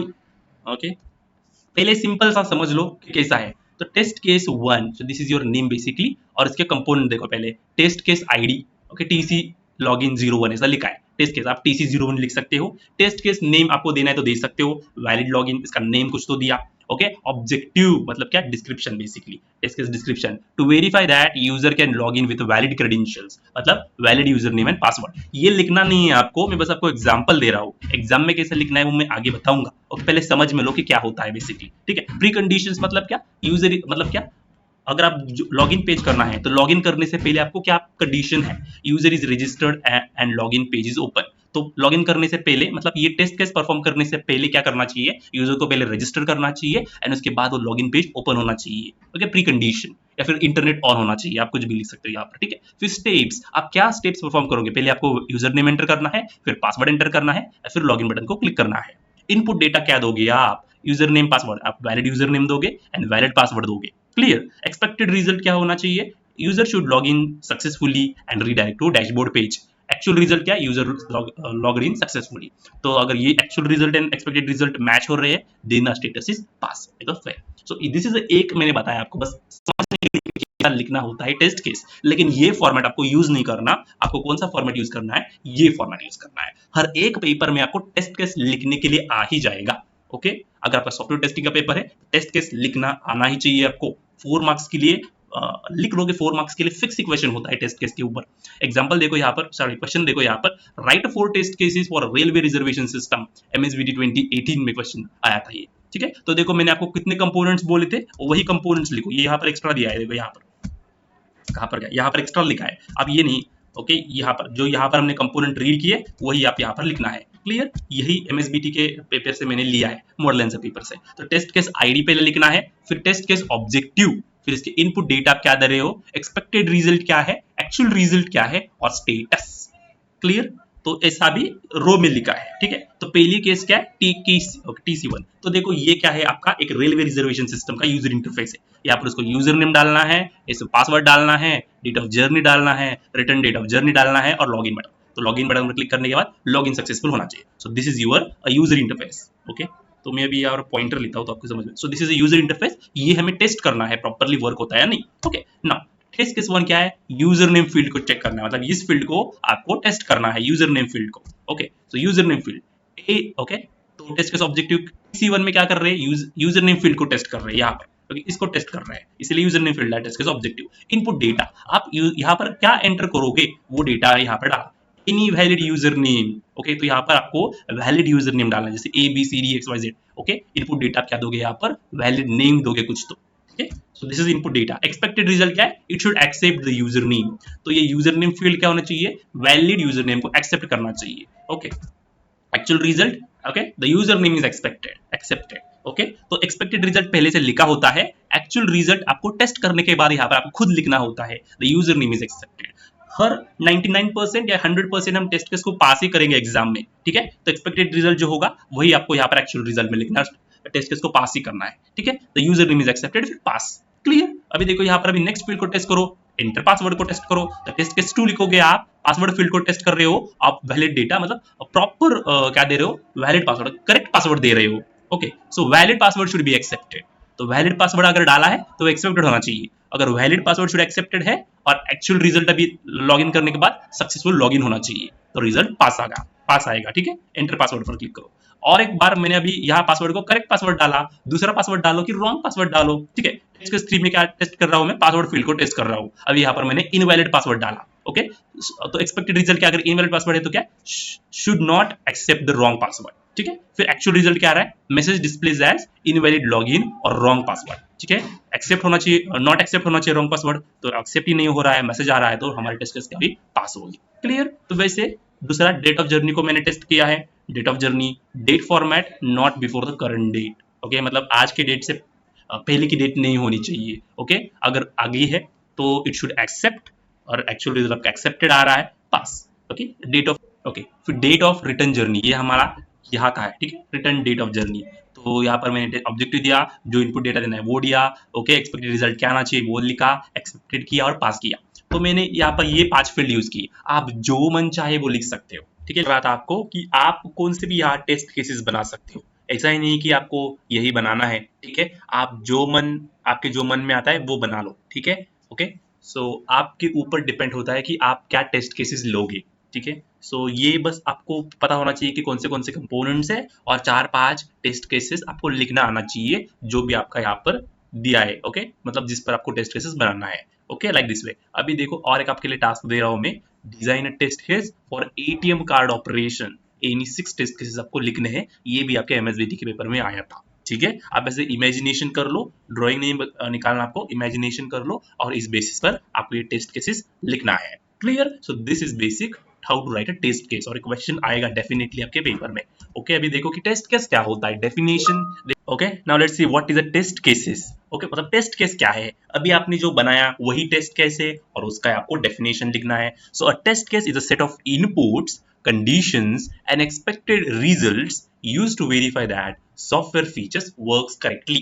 मतलब क्या इनपुट, मतलब आप जो दे रहे हो, क्या कंडीशंस है, ओके, और क्या एक्सपेक्टेड रिजल्ट आएंगे, और ये सब हम करते हैं वेरीफाई करने के लिए कि जो सॉफ्टवेयर, जो फीचर्स बनाए हैं हमने, सॉफ्टवेयर में जो फीचर्स बनाए हैं वो प्रॉपरली वर्क हो रहे हैं, करेक्टली वर्क हो रहे हैं। Okay, so this is a test case. And purpose of test case, क्यों करते हैं test case? To check whether the software meets requirements. Requirements मतलब सॉफ्टवेयर रिक्वायरमेंट स्पेसिफिकेशन में जो रिक्वायरमेंट्स होते हैं, functional requirements, non functional requirements, वो properly meet पा रहे हैं, मतलब जो रिक्वायरमेंट दिए हैं वो सारे फुलफिल हुए हैं या नहीं, वो चेक करना। To find defects in the system, defects find करने के लिए। To ensure correct functionalities, correct functionalities हमने सॉफ्टवेयर में डाले हैं, ओके, बनाए हैं करेक्ट फंक्शनैलिटी जो उन्हें चाहिए वो। Clear? Basic components already we have discuss. And in test case, identification of special requirement tested, test के सक्सेस और failure criteria, and specific steps to execute the test and test data, ये सारे ये test cases के अंदर होता है। Clear? Clear? So this is a basic concept of test case. Over to entry criteria for testing. एक होता है एंट्री क्राइटेरिया, दूसरा होता है एग्जिट क्राइटेरिया। मतलब क्या, हम टेस्टिंग कब से स्टार्ट करेंगे, और एग्जिट क्राइटेरिया मतलब हम टेस्टिंग कब खत्म करेंगे। ओके, वो बताता है मुझे entry criteria. Next exit criteria. Okay, definition देखो, entry criteria are the conditions that must be satisfied before testing can be begin। मतलब क्या, entry criteria क्या है, conditions है, और वो condition satisfy होना चाहिए टेस्टिंग करने से पहले। Okay, so this is the basic definition. Importance, क्यों है entry criteria important? Ensure testing start at right time, right time को टेस्टिंग स्टार्ट होना चाहिए, ठीक है। डिप्लॉय करने के बाद आप टेस्टिंग करके क्या फायदा, अगर उसमें बग्स है तो वापस वो डिप्लॉय किया हुआ सॉफ्टवेयर आपको चेंज करना पड़ेगा। ओके, तो उसमें आपको कॉस्टिंग लाइक उसको कॉस्टिंग आएगी, टाइम जाएगा उसमें, ओके, वो सारा होगा। Avoid wasting time and unstable software, जो मैंने आपको बोला वही, ठीक है। कॉमन एंट्री क्राइटेरिया मतलब कब हम टेस्टिंग करना स्टार्ट करेंगे, कौन से कंडीशंस होंगे। तो पहले अगर आपका एसआरएस अप्रूव हुआ है तो we can start our testing. Okay, मतलब टेस्टिंग करने से पहले आपका एसआरएस जो है वो प्योरली अप्रूव्ड होना चाहिए। Test plan and test cases are ready. Okay, मतलब जो ये है ना, ये आपका रेडी होना चाहिए। इसमें मतलब क्या होता है, बस test case ID, test case objective होता है, इनपुट डेटा होता है और एक्सपेक्टेड रिजल्ट होता है। एक्चुअल रिजल्ट एंड स्टेटस ये हम टेस्टिंग करने के बाद उसमें लिखते हैं। क्लियर? सो आपका टेस्ट प्लान और टेस्ट केसेस रेडी होना चाहिए। टेस्ट प्लान मतलब कब करेंगे, कौन सा पार्ट पहले करेंगे, वो प्रॉपर प्लानिंग दिया होता है। अगर आपका test plan and test cases ready है, then okay, then we can start testing. Okay, फिर टेस्ट एनवायरनमेंट इज सेटअप, मतलब जो भी मुझे एनवायरनमेंट लगेगा वो एनवायरनमेंट मैंने सेट किया है, ठीक है। मुझे अभी मतलब देखो आपका सॉफ्टवेयर है, वो सॉफ्टवेयर अभी 21 वर्जन को चलता है, लेकिन आपका 20th वर्जन पर कोई प्रॉब्लम आ रहा है। ओके, तो मतलब सारे हार्डवेयर पर आपको चेक करना पड़ेगा कि आपका सॉफ्टवेयर प्रॉपरली वर्क हो रहा है, नहीं तो आपको सारा एनवायरनमेंट को सेटअप करना पड़ेगा। क्लियर? बिल्ड इट स्टेबल, मतलब आपका सॉफ्टवेयर एक स्टेबल है, ओके, सॉफ्टवेयर रिक्वायरमेंट मीट कर रहा है, ठीक है। अगर आपका सॉफ्टवेयर ही हाफली मेड है, प्रॉपर वर्क नहीं हो रहा, डेवलपर ने प्रॉपरली बनाया नहीं, टेस्टिंग करके क्या फायदा। ठीक है, आपको बिल्ड जो है, मतलब जो प्रोडक्ट है या फिर सॉफ्टवेयर है वो स्टेबल होना चाहिए। Okay, required tools are available, जो भी टूल्स लगेंगे टेस्टिंग करने के लिए वो सारे टूल्स अवेलेबल है। So these are the entry criteria, ये सारे कंडीशन सेटिस्फाई होना चाहिए आप टेस्टिंग स्टार्ट करने से पहले। Clear, so this is the basic. Now let's see what is the exit criteria. Exit criteria for testing मतलब क्या, हम टेस्टिंग कब स्टॉप करेंगे। Okay, so exit criteria are conditions that must be met to stop testing. हमें testing कभी तो stop करनी पड़ेगी ना, क्या 10 साल 12 साल टेस्टिंग करके क्या फायदा, नहीं, आपको टेस्टिंग कब तक स्टॉप करनी पड़ेगी, कब स्टॉप करने की, ये कंडीशन सेटिस्फाई होने तक। अब ये कंडीशन कौन से वो देखेंगे हम, पहले इसका इंपॉर्टेंस देखते हैं। Confirms that testing goals are achieve. Okay, testing properly मतलब टेस्टिंग करते वक्त, टेस्टिंग करने से पहले हम गोल्स लिखते हैं, अगर वो सारे गोल्स अचीव है तो हम स्टॉप करेंगे हमारे टेस्टिंग को। Okay, ensure acceptable quality before release, जैसी हमें क्वालिटी का सॉफ्टवेयर चाहिए था वैसा क्वालिटी का सॉफ्टवेयर मुझे मिल गया, तब हम हमारा स्टॉप कर सकते हैं बेसिकली। ओके, इंपॉर्टेंस है, मतलब मुझे क्वालिटी का बनाएगा, मतलब सॉफ्टवेयर क्वालिटी का हो जाएगा और गोल्स जो है वो कंप्लीट अचीवेबल है। ओके, कंफर्म करेंगे, ठीक है, दिस आर द इंपॉर्टेंट। उसके बाद ये आप एज अ कंडीशंस भी लिख सकते हो। ठीक है, कॉमन एग्जिट क्राइटेरिया देखो, all plan test cases are executed, मतलब जो आपने ये टेस्ट केसेस बनाए हैं ये सारे टेस्ट केसेस एग्जीक्यूट किए आपने, TC1 TC2 TC3 TC4 ऐसे TC 1000 होते हैं, वो सारे अगर आपने एग्जीक्यूट किए, okay, then you can stop your testing. उसके बाद critical and high severity defects are fixed, मतलब जो आपने डिफेक्ट्स फाइंड किए थे, डिफेक्ट्स फाइंड करने के बाद आप डेवलपर को देते हो, डेवलपर वो फिक्स करता है, वापस आप टेस्टिंग करते हो, और वो डिफेक्ट्स अगर फिक्स्ड है, okay, then you can again stop. Okay, test coverage is completed. Okay, test coverage आपको पता होगा कवरेज क्या है, मतलब पूरा अपने सॉफ्टवेयर को टेस्ट किया properly. Okay, test coverage is completed. Okay, test summary report is prepared, testing करने के बाद आपका एक टेस्ट समरी रिपोर्ट होता है, अगर वो प्रिपेयर्ड है then you can stop your testing. Okay, फिर प्रोडक्ट मीट्स क्वालिटी स्टैंडर्ड्स, जिससे सॉफ्टवेयर आपको क्वालिटी का चाहिए वैसे सॉफ्टवेयर का क्वालिटी आपको मिल गया, then you can stop your testing. Clear, so this are the basic exit criteria. और ये क्वेश्चन आपके एग्जाम पेपर में आया था, तो ये क्वेश्चन आपके एग्जाम पेपर में आया था 4 मार्क के लिए, state the entry and exit criteria for the software testing. तो 2 मार्क के लिए एंट्री क्राइटेरिया थी और 2 मार्क्स के लिए एग्जिट क्राइटेरिया थी। ओके, इतने बड़े बड़े आंसर्स लिखने की जरूरत नहीं होती है सॉफ्टवेयर टेस्टिंग में अभी। ठीक है, एंट्री क्राइटेरिया देखो क्या है वो लिखा है, एग्जिट क्राइटेरिया क्या है वो लिखा है, और जो भी कंडीशन है वो यहाँ पर लिखा है। ठीक है, तो वो भी आप लिख सकते हो और यहाँ की भी कंडीशन आप लिख सकते हो क्लियरली। ओके, एग्जिट कब करोगे, टेस्टिंग डेडलाइन, आपकी टेस्टिंग की डेडलाइन खत्म है, स्टॉप कर लो, सारे टेस्ट केसेस एग्जीक्यूट हुए, स्टॉप कर लो। Okay, complete the functional and code coverage at to a certain point, ये भी सारे मतलब मैंने यहाँ पर लिखे हैं, सिंपल वर्डिंग में लिखे हैं। ओके, आपको वही बढ़ा करके लिखना है। Okay, bugs rate fall below the certain level and no high priority bugs are identified, मतलब ये यही पार्ट है, देखो ये। ओके, ये ओके एकदम सिंपल में लिखा है। उसके बाद मैनेजमेंट का डिसीजन पे अब स्टॉप करना है। ओके, अब स्टार्ट कब करोगे, वही it depend upon the software development model, आप कौन सा सॉफ्टवेयर डेवलपमेंट मॉडल चूज करते हो, अजाइल मॉडल कर रहे हो, वाटरफॉल मॉडल कर रहे हो, ओके, वो सारा ओके लाइक दिस वे। उसके बाद availability of a proper and adequate test data, आपके पास टेस्ट डेटा है, मतलब टेस्ट केसेस है, then you can start. Okay, testers are trained and necessary resources available, आपके पास रिसोर्सेज अवेलेबल है, टेस्टर प्रॉपर्ली ट्रेन है, लाइक दिस वे, मतलब यहाँ का ही है।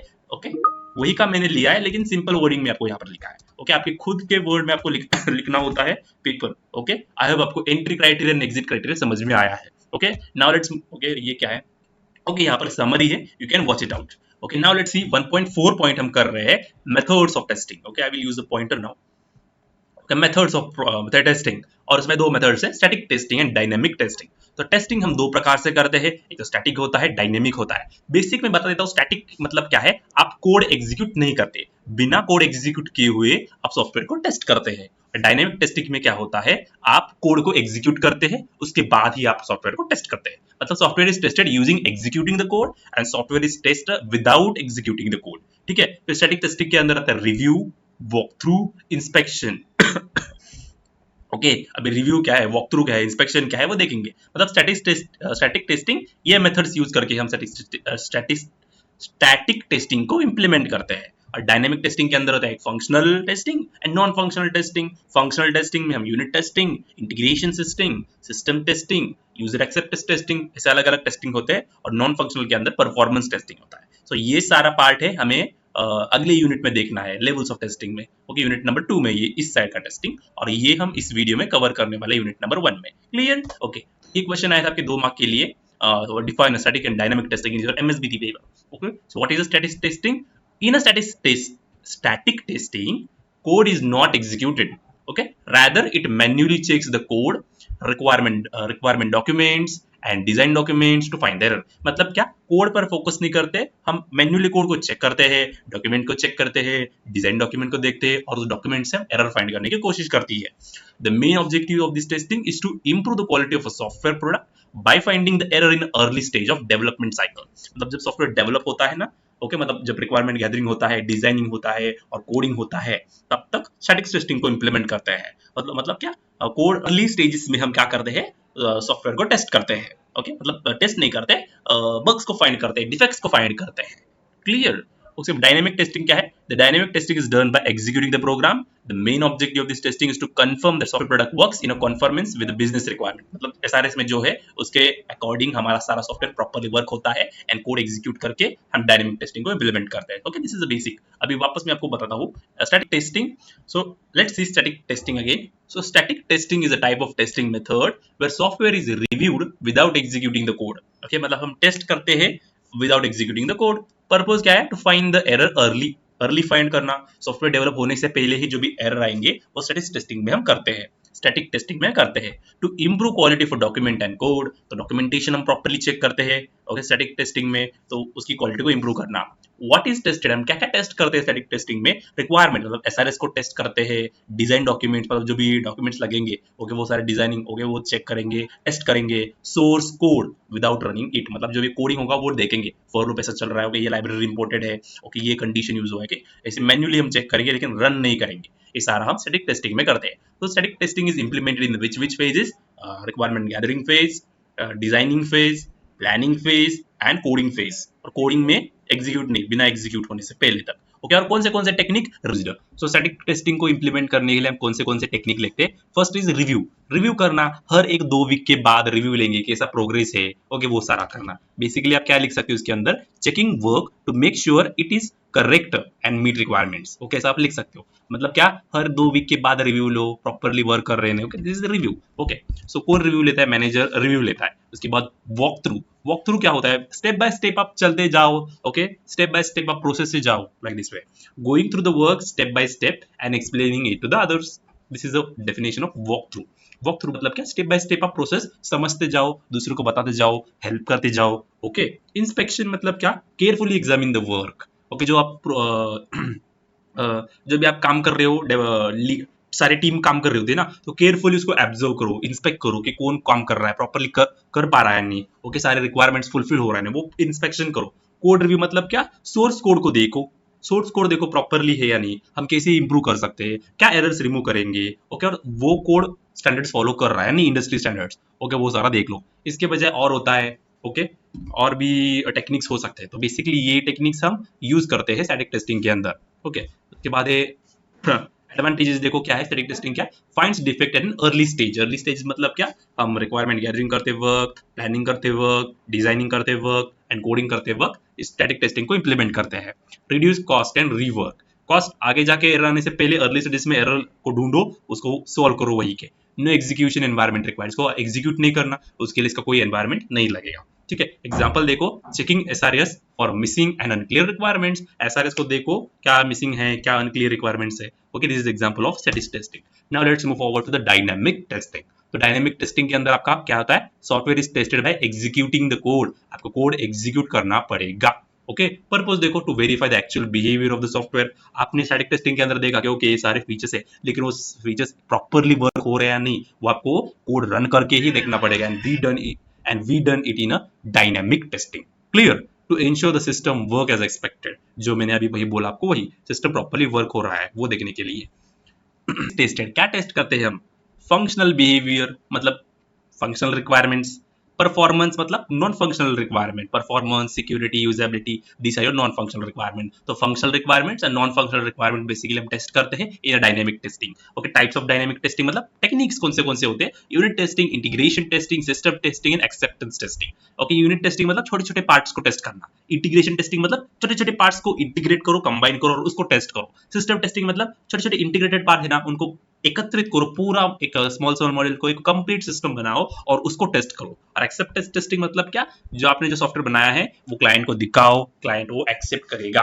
Okay, that is acceptance testing. तो ये सारा डिटेल में हमें यूनिट नंबर 2 में पढ़ना है। मैंने बस आपको बेसिक में ओवरव्यू दिया है। ओके, तो यही लेवल ऑफ टेस्टिंग है। टेस्ट द इंडिविजुअल कंपोनेंट, मतलब छोटे छोटे पार्ट्स को टेस्ट करो। इंटीग्रेशन टेस्टिंग में मतलब क्या, छोटे छोटे कंपोनेंट को इंटीग्रेट करो और उसको टेस्ट करो। सिस्टम टेस्टिंग में एंटायर सिस्टम को आपको टेस्ट करना है। एक्सेप्टेंस टेस्टिंग मतलब फाइनल सिस्टम को टेस्ट करो, यूजर को दिखाओ और यूजर को से एक्सेप्ट करके ले लो। ओके, सो एडवांटेजेस क्या है, फाइंड रन टाइम एरर, मतलब रन करने के बाद जो एरर्स आते हैं वो सॉल्व हो गए। टेस्ट रियल सिस्टम बिहेवियर, मतलब जो भी सिस्टम रन एग्जीक्यूट होने के बाद हम रियल सिस्टम का बिहेवियर देख सकते हैं, प्रॉपर्ली वर्क हो रहा है नहीं, like this way. Okay, install functionality work, जो फंक्शनल फंक्शंस हमने इंप्लीमेंट की है, फंक्शनलिटी जो हमने सॉफ्टवेयर में डाला है वो प्रॉपर्ली वर्क हो रहा है नहीं, वो चेक करेंगे हम। ठीक है, examples, running a login application and checking if login works correctly. Okay, वही जो मैं एग्जांपल दे रहा हूँ फर्स्ट मतलब स्टार्टिंग ऑफ द लेक्चर से। Okay, so one line exam answers, status testing, testing without executing the code, dynamic testing, testing the executing the software, मतलब executing the code. Okay, और difference है static testing and dynamic testing के अंदर, वो देखो। Static testing, testing is done without executing the code, by executing the code. Find defect early SDLC, early मतलब क्या, जो भी कोडिंग से पहले फेज होती है उसके उसमें, और कोडिंग के बाद में जो फेज होती है डायनेमिक टेस्टिंग इंप्लीमेंट करते हैं। Focus on documentation and source code and focus on software behaviour, मतलब रन करने के बाद। इसमें क्या क्या होता है, रिव्यू, वॉक थ्रू, इंस्पेक्शन होता है। इसमें क्या होता है, यूनिट इंटीग्रेशन सिस्टम टेस्टिंग होता है। No test data is required, आपको कोई डेटा देने की जरूरत नहीं है सॉफ्टवेयर को। ओके, यहाँ पर आपको टेस्ट कर डेटा रिक्वायर्ड होता है, तो डेटा आपको देना पड़ता है। ओके, ये चीपर होता है एंड टाइम सेव करते हैं। ओके, इसमें खर्चा लगेगा, टाइम लगेगा इसमें। ठीक है, डायनेमिक टेस्टिंग के अंदर performed before dynamic testing and perform after static testing. So this is basic difference. Difference ये कर लो, थ्योरी पार्ट हो जाएगी। ओके, पार्ट तो नहीं करना आपको, समझ के लिए नए कंसेप्ट को। आई होप आपको समझ में आ रहा है। मैं बीमार हूँ थोड़ा, इसीलिए थोड़ा प्रॉब्लम होता है, लेकिन अगले यूनिट से मैं प्रॉपरली आपको पढ़ाऊंगा। ठीक है, सो मुझे बताओ कि यहाँ पर मेरा कैमरा दिखाने की जरूरत है या नहीं। ओके, बिकॉज मैं यहाँ पर एक्सप्लेन करता हूँ लेकिन वो आपको दिखता नहीं है। ओके, सो पॉइंटर यहाँ पर एक ही जगह पर रहता है। ठीक है, तो वो प्रॉब्लम होती है मुझे, आपको आई गेस आप इसीलिए मुझे इसीलिए मेरे जो मैं बोल रहा हूँ उस पर ध्यान दो, और पीपीटी पे ध्यान देने की जरूरत नहीं है। ओके, पॉइंटर पे बस ऐसे एक ही जगह रखता हूँ मैं। ओके, जो मैं बोल रहा हूँ उस पर बस ध्यान दो, ध्यान दिया करो। Okay, so now let's see point number 1.5, there is a white box testing। white box testing क्या है, आपने पिछले सेमेस्टर में पढ़ा होगा, टेस्टिंग का थोड़ा सा पार्ट था और उसमें white box testing, black box testing क्या है वो आपने पढ़ा होगा। वही अभी मैं आपको सिंपल में एक्सप्लेन करूंगा कि व्हाइट बॉक्स क्या होता है, ब्लैक बॉक्स क्या होता है, और उसके अंदर से टेक्निक जो होते हैं ना, वो टेक्निक में डिटेल में आपको डिस्कस करके दूंगा। ठीक है, ये सारे पॉइंट है 1.5 के अंदर। Okay, inspection, walk through, technical review, ये तो मैंने ऑलरेडी आपको बोला है, लेकिन फिर भी मैं आपको प्रॉपर फॉर्मेट में या फिर प्रॉपर वे में बताता हूँ कि आपको कैसा लिखना है आंसर को। ठीक है, तो व्हाइट बॉक्स टेस्टिंग क्या है, also called as structural or glass box testing। glass box क्यों, because glass are always transparent, तो we consider it as a white box। okay, structure मतलब क्या, in white box testing we test the internal code। okay, inside the code, source code हम test करते हैं, इसलिए हम इसको structure testing बोलते हैं। clear, so where the tester has a full knowledge of internal structure, source code and logic of the software। मतलब क्या, जो टेस्टर है, जो टेस्ट करने वाला है सॉफ्टवेयर को, उस टेस्टर को क्या कोड है, ओके, वो सारा लॉजिक पता होता है। मतलब ये कोड ये काम करता है, वो कोड वो काम करता है, लाइक दिस में सारा कौन सा कोड क्या काम करता है वो टेस्टर को पता होना चाहिए। Okay, this is the concept of white box testing. Clear, so this focus on verifying how the system works internally, कैसे इंटरनल काम होता है वो टेस्ट करने के लिए हम व्हाइट बॉक्स टेस्टिंग को इंप्लीमेंट करते हैं। और व्हाइट बॉक्स टेस्टिंग कैसे इंप्लीमेंट करेंगे, using the varieties of technique. कौन से टेक्निक्स हैं, inspection, walk through, technical review, functional testing, code coverage testing and code complexity testing. ये सारे टेक्निक परफॉर्म करेंगे व्हाइट बॉक्स टेस्टिंग को इंप्लीमेंट करने के लिए। ठीक है, ओके, तो देखो यहाँ पर डायग्राम है, व्हाइट बॉक्स और ब्लैक बॉक्स होता है। आप इनपुट दोगे और यहाँ पर देखो आपका कोड विजिबल है, यहाँ पर कोड है, तो जो भी टेस्ट करेगा सिस्टम को तो उसको इंटरनल नॉलेज होना चाहिए। और ब्लैक बॉक्स में पूरा बॉक्स ब्लैक होता है, तो जो भी टेस्ट करेगा टेस्ट सिस्टम को या फिर सॉफ्टवेयर को, उसको इंटरनल नॉलेज नहीं होती। ओके ओके, लाइक दिस वे। ठीक है, तो this is done bye purely tester, और व्हाइट बॉक्स टेस्टर भी करते हैं जिसको इंटरनल नॉलेज होता है, तो डेवलपर भी टेस्ट करते हैं। Clear, so this is white box. Okay, so white box मतलब व्हाइट बॉक्स, अगर बॉक्स व्हाइट है तो उसके अंदर का जो भी है वो दिखता है हमें। ठीक है, अगर आपके पास एक विंडो है, विंडो क्या है, ग्लास की होती है, तो ग्लास को हम व्हाइट बॉक्स कहते हैं, because we can see inside the glass. Okay, glass मतलब घर के अंदर का ग्लास से दिखता है। ठीक है, लाइक दिस, मतलब इंटरनल स्ट्रक्चर विजिबल है आपका घर का, लाइक दिस वे। और ब्लैक बॉक्स में विजिबल नहीं होता इनसाइड का। Okay, clear, so this is the basic review. Okay, so now let's see what is inspection. अभी इंस्पेक्शन आप डायग्राम से देख सकते हो। आप आपकी अगर कंपनी है और आप कंपनी एक रन कर रहे हो तो बाहर से पीपल आते हैं। ओके, या फिर एग्जांपल कर लो, आपका कॉलेज है, आपका कॉलेज एक दो सेम चलता है, उसके बाद इंस्पेक्शन होता है, मतलब जो भी बाहर के एमएसबीटी के जो पीपल्स होते हैं वो आपके कॉलेज में आते हैं और देखते हैं कि कैसे आपका वर्क हो रहा है, टाइमली होता है नहीं, ओके, कैसा आपका कैंपस है, everything they review everything. So this is nothing but inspection. Okay, so a formal review process of a source code and design document. तो इंस्पेक्शन, तो बेसिकली अभी नोट करो, जो भी व्हाइट बॉक्स टेस्टिंग है ना वो अर्ली फेजेस में होता है, मतलब आपका requirement gathering phase, planning phase और आपका coding phase and developing phase, उन फेजेस में हम व्हाइट बॉक्स टेस्टिंग को इंप्लीमेंट करते हैं। Okay, a formal review process of source code and design document. तो हम क्या रिव्यू करते हैं? सोर्स कोड को रिव्यू करेंगे, मतलब जो भी अपने कोडिंग किया उसको रिव्यू करेंगे, एंड डिजाइन डॉक्यूमेंट जो अपने बनाया है, ये सारे डिजाइन के लिए जो भी बनाया है वो सारा हम क्या करेंगे, उसको रिव्यू करेंगे। ठीक है, conducted by the team with defined rules. So कौन इंस्पेक्शन करता है? एक टीम होती है और वो टीम इंस्पेक्शन करती है। उसमें कौन से रोल? कोई तो ऑथर होगा, कोई तो मॉडरेटर होगा, कोई तो रिव्यूअर होगा। तो इनकी टीम होती है और ये टीम इस सॉफ्टवेयर को रिव्यू करता है। क्लियर? क्या ऑब्जेक्टिव है इंस्पेक्शन का? Detects defects early. Okay, detects defects early without executing the code. Code को एग्जीक्यूट करने की जरूरत नहीं है। जो भी डॉक्यूमेंटेशन है, डॉक्यूमेंटेशन को देखो, डॉक्यूमेंटेशन को रिव्यू करो और डॉक्यूमेंटेशन में क्या प्रॉब्लम है वो बताओ डेवलपर को कि यह है, ओके, या फिर क्वालिटी एश्योरेंस को या फिर बिजनेस एनालिस्ट को। ठीक है, को कोड में एग्जीक्यूट नहीं करना इंस्पेक्शन में, जो भी डॉक्यूमेंट्स है वो डॉक्यूमेंट्स ही देखोगे। क्लियर? सो यूज इस checklist to find the error related to logic, standard and maintainability. तो चेकलिस्ट होती है, ओके, लाइक दिस वे। अगर आपके वॉशरूम क्लीन्स है, ओके, अगर ऐसा एक पॉइंट है पेज पर, तो जो भी इंस्पेक्शन करने वाला जो आता है आपके कॉलेज में, तो आपका वॉशरूम चेक करता है, अगर वो वॉशरूम अच्छा है, क्लीन है, तो वहां पर टिक मारता है। सो दिस इज अ चेकलिस्ट। तो वैसे ही अगर क्वालिटी आपकी सॉफ्टवेयर के अंदर जो भी रिक्वायरमेंट्स है कंप्लीट है, ओके, लॉजिक करेक्ट है, सारे स्टैंडर्ड्स मीट हो रहे हैं, ओके, देन वो चेकलिस्ट से वो इंस्पेक्शन करते हैं। क्लियर? सो एडवांटेजेस क्या है? Find defects early, okay, cost effective है। कॉस्ट इफेक्टिव मतलब क्या? बाद में जाके बाद में जाके डिफेक्ट्स फाइंड करना मुश्किल है। मुश्किल है मतलब क्या है? टाइम कंज्यूमिंग है। ओके, तो कॉस्टिंग भी ज्यादा लगेगी। तो वही अगर हमने पहले के फेजेस में फाइंड किया तो हमारा टाइम भी बचेगा, पैसा भी बचेगा, कॉस्ट भी कम लगेगा। Clear? So no code execution is involve. इसमें कोड एग्जीक्यूशन इन्वॉल्व नहीं है, बस डॉक्यूमेंटेशन पर हमें चेक करना है। क्लियर? ओके, इंस्पेक्शन का डायग्राम बनाया मैंने, मतलब ग्राफ बनाया है एक आपको समझाने के लिए। सो विद इंस्पेक्शन का ग्राफ देखो, okay, just wait. Okay, with inspection का ग्राफ देखो, ये वाला ग्राफ। तो ये जो ग्राफ है ये इंस्पेक्शन का है। विद इंस्पेक्शन, अगर आप इंस्पेक्शन कर रहे हो तो आपको एम्प्लॉइज ज्यादा लगेंगे प्लानिंग, रिक्वायरमेंट एंड डिजाइनिंग के बाद। और ओके, क्यों ज्यादा लगेंगे? बिकॉज हम इंस्पेक्शन कर रहे हैं, ज्यादा पीपल आएंगे, सारा प्रोसेस करना पड़ेगा, तो वो अर्ली फेजेस में होता है, प्लानिंग, रिक्वायरमेंट, डिजाइनिंग में, इसीलिए ज्यादा पीपल लगेंगे। लेकिन आपने यहाँ पर एरर निकाले, जो भी डिफेक्ट्स वो निकाले, तो बाद में आपको पीपल कम लगेंगे थोड़े।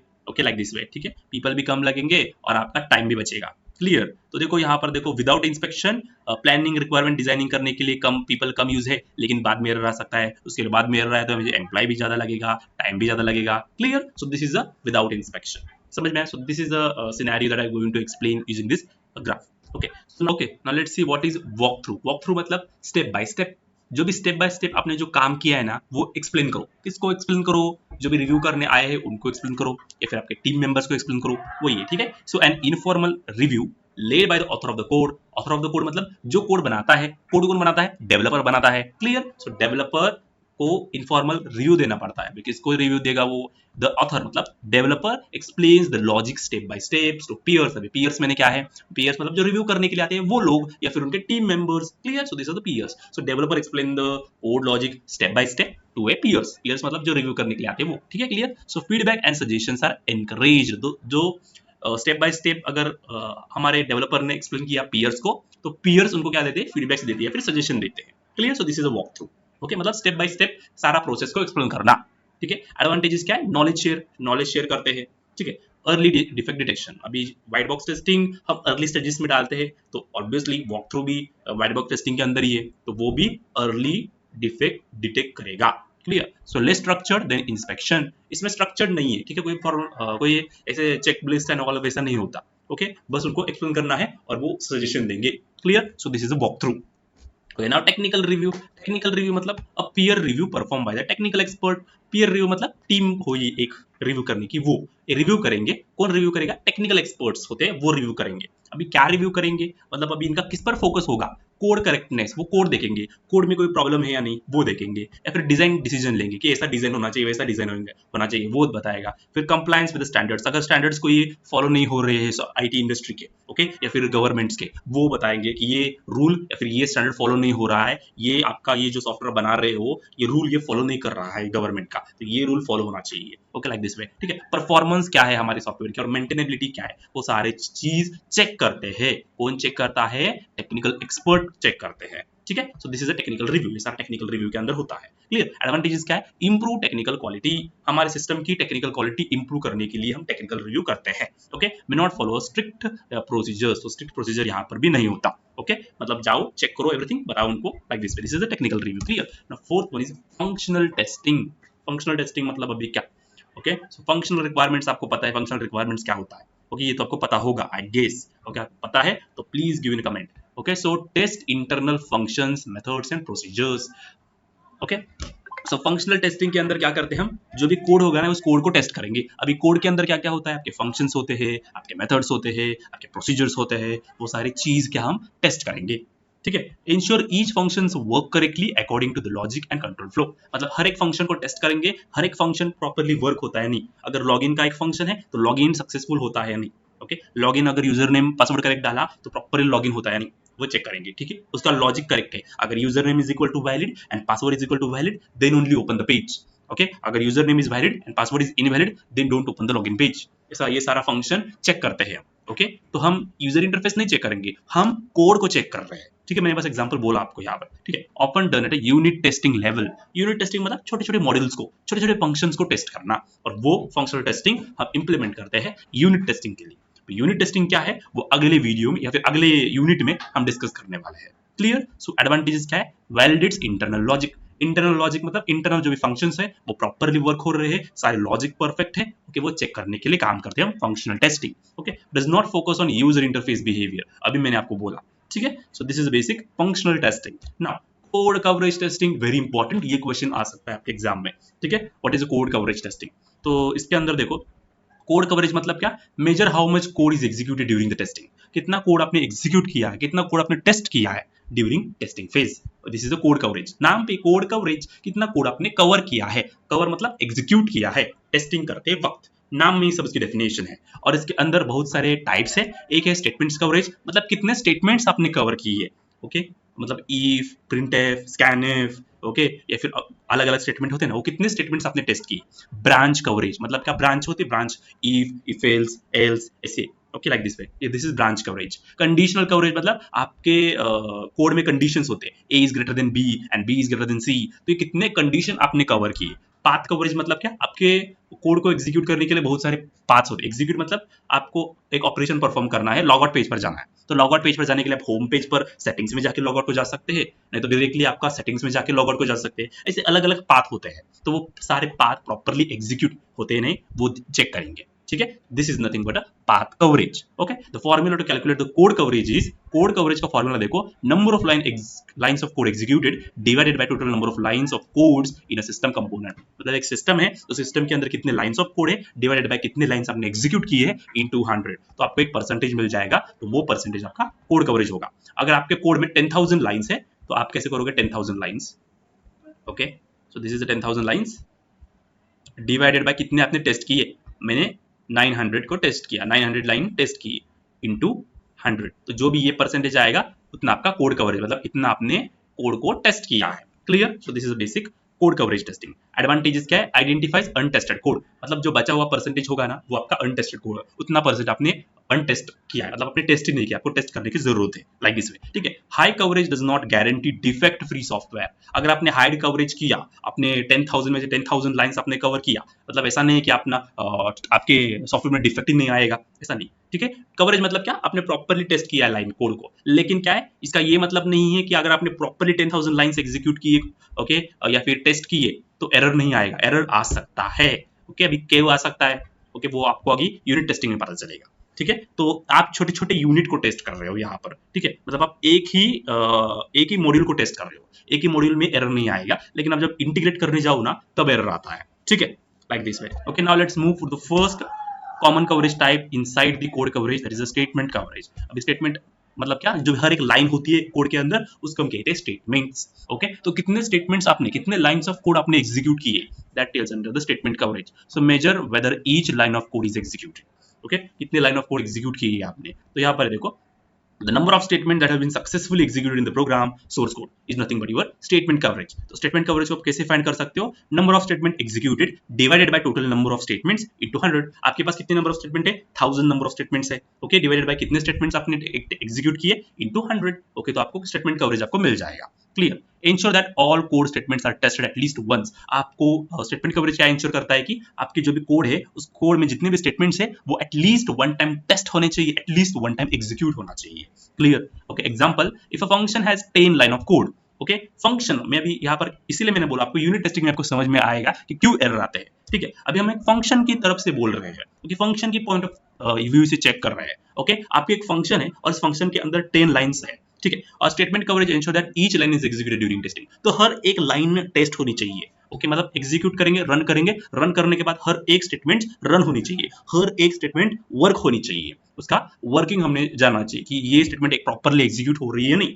ठीक है, लाइक दिस वे। तो this is a statement coverage. Next one is a branch coverage. Branch मतलब डिसीजन स्टेटमेंट्स आपको पता है, if else else if, like this way. If की कंडीशन डाला, अगर इफ एल्स है तो इफ की भी एक बार एग्जीक्यूट होगा, एल्स का भी आपको एक बार चेक करना है। ठीक है, तो डेफिनेशन देखो यहाँ पर, measure whether each possible branch from each decision point is executed, true और फॉल्स। मतलब आपकी एक कंडीशन ट्रू है तो इफ वाला एग्जीक्यूट होगा, अगर कंडीशन फॉल्स है तो एल्स वाला एग्जीक्यूट होगा। तो दोनों को भी आपको एक बार चेक करना है, नहीं तो बस condition true, if age is greater than 18 आपने ऐसा चेक किया, ट्रू आया वो, ठीक है, तो एल्स वाले को भूलना मत, एल्स को भी चूज करो, एज को कम डालो और एल्स वाले पॉइंट को भी चेक करो। ठीक है, मतलब जितने भी कंडीशंस है आपके या फिर जितने भी ब्रांचेस है आपके कोड में, वो सारे ब्रांचेस को आपको चेक करना है, टेस्ट करना है, एग्जीक्यूट करना है। Clear. Purpose, ensure that all branches of control structures like if else statements are tested. अगर आप कंडीशन ट्रू है उसके टेस्ट करो तो इफ वाला पार्ट एग्जीक्यूट होगा, तो आपको कंडीशन फॉल्स करके एल्स वाला ब्लॉक को भी टेस्ट करना है। Clear. Okay, example, if a program has if else statement, both if and else branches should be tested, जो मैंने अभी आपको बोला। ठीक है, the number of decision control structures that have been successfully executed in the program source code.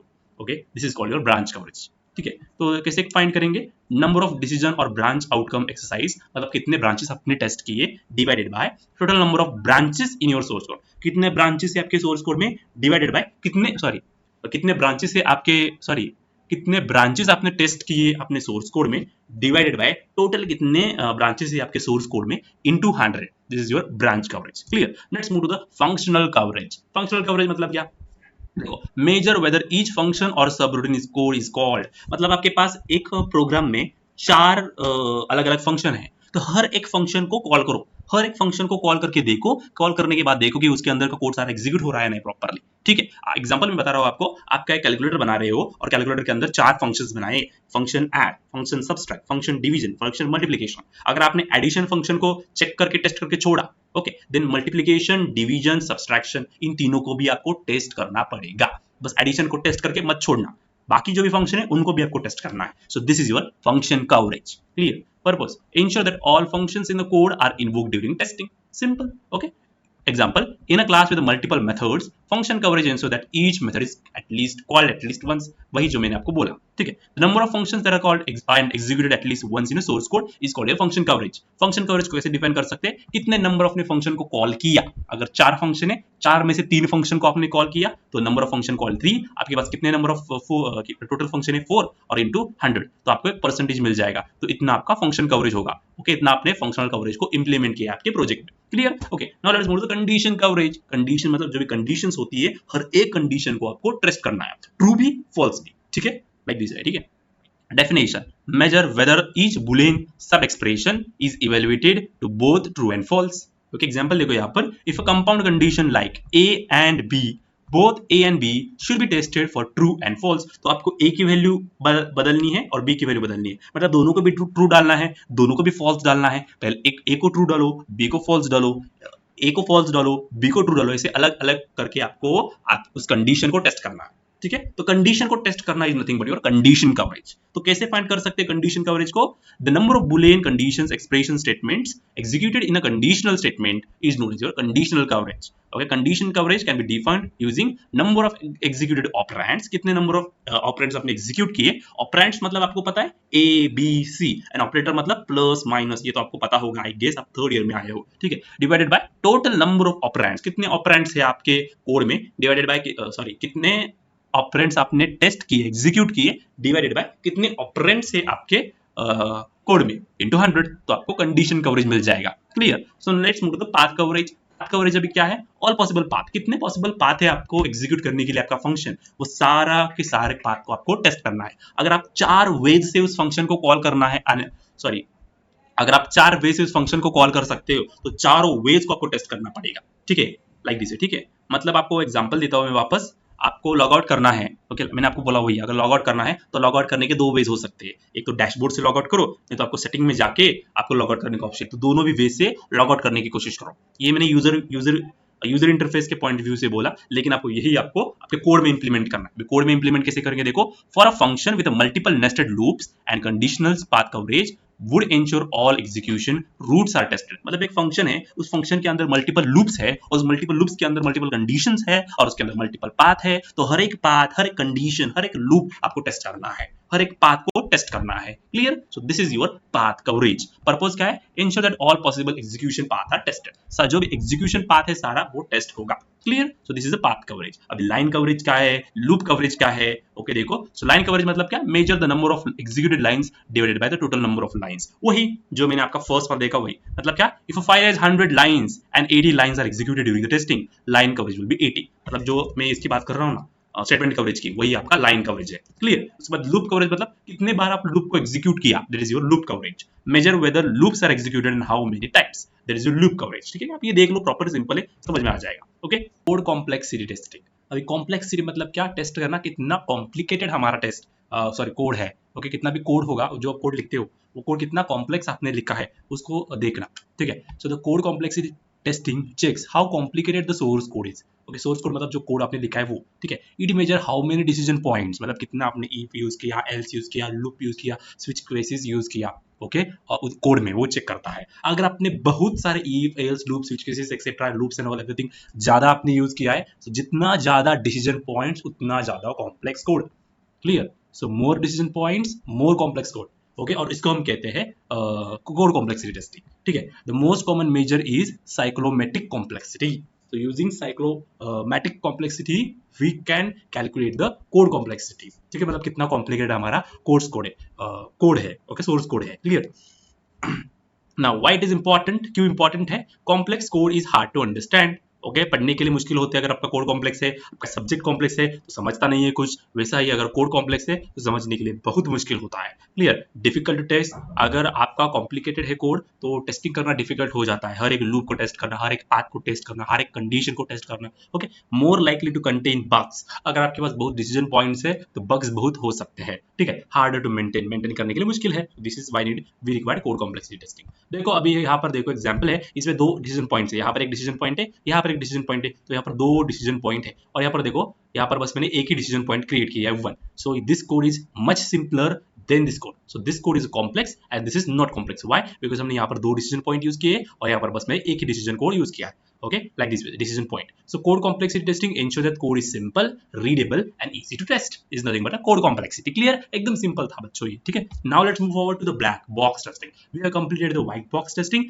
We are moving forward to black box testing. अभी black box testing मतलब क्या होता है? जिसके अंदर का कोड जो होता है वो टेस्ट नहीं करेंगे अभी। ओके, जो भी यूजर इंटरफेस होता है उसको टेस्ट करेंगे, जो हमने बनाया है उसको टेस्ट करेंगे। क्लियर? देखो अभी the black box testing is a software testing technique where the tester checks the functionality of the software without knowing the internal code or logic। जो भी टेस्टर है वो टेस्ट करता है सॉफ्टवेयर को, उसको इंटरनल कोड की कोई नॉलेज नहीं होती। ओके, क्या कोड है, क्या कोड परफॉर्म करता है, उसको कुछ नहीं पता। बस उसको क्या काम है उसका, कि देखो जो ये फंक्शन है वो फंक्शन प्रॉपर्ली वर्क हो रहा है। नहीं, फंक्शन मतलब जो फंक्शनल रिक्वायरमेंट दे, मतलब अगर लॉगिन का पेज है तो लॉगिन यूजर नेम करेक्ट डाला मैंने, पासवर्ड करेक्ट डाला, तो लॉगिन होना चाहिए।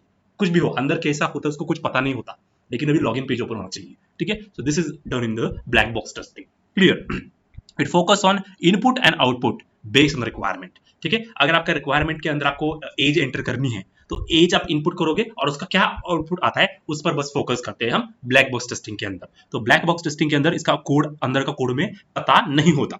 ओके, लाइक दिस वे, ठीक है। सो रिक्वायरमेंट बेस्ड टेस्टिंग, तो इसके अंदर 3 टेक्निक यूज करते हैं। एक है रिक्वायरमेंट बेस्ड टेस्टिंग, दूसरा है बाउंड्री वैल्यू एनालिसिस एंड तीसरा है इक्विवेलेंस पार्टीशनिंग। तो रिक्वायरमेंट बेस्ड टेस्टिंग मतलब क्या, रिक्वायरमेंट है वो रिक्वायरमेंट साथ टेस्ट कर लो। जैसे कि देखो, test cases are design directly from the software requirement.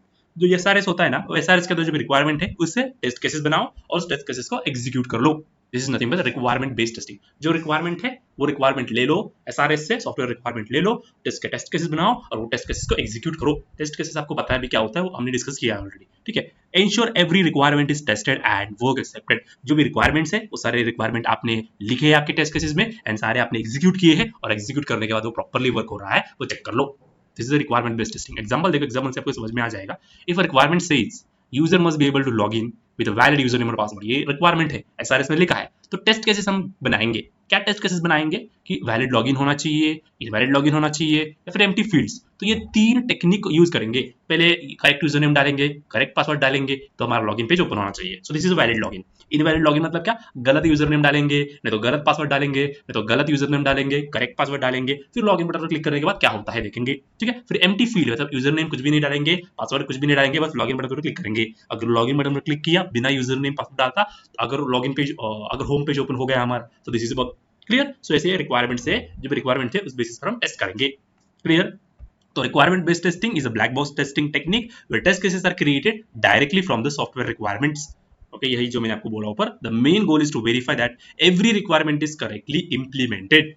ठीक है, जो भी रिक्वायरमेंट आपके एसआरएस में वो करेक्टली इंप्लीमेंट हुए यानी हमारे सॉफ्टवेयर में, ये चेक करना is based on the requirement based testing. Clear. Let's how it work. अभी वही जो मैंने आपको बोला वही लिखा है। Read and understand the requirement. SRS में से जो भी है यूजर स्टोरीज, मतलब जो यूजर बताता है, क्लाइंट बताता है, उसका स्टोरी सुन लो, उसका एसआरएस देख लो और उन बेसिस पर आपको आपके टेस्ट केसेस बनाना है। टेस्ट केसेस आपको बनाना आता है। ओके, हर एक रिक्वायरमेंट आपको टेस्ट केसेस बनाना है और हर एक टेस्ट केस आपको एग्जीक्यूट करना है और देखना है कि सिस्टम क्या बिहेव करता है, लॉगिन बटन पर क्लिक करने के बाद लॉगिन होता है या नहीं, लाइक दिस वे, ठीक है। सो this is your requirement based testing.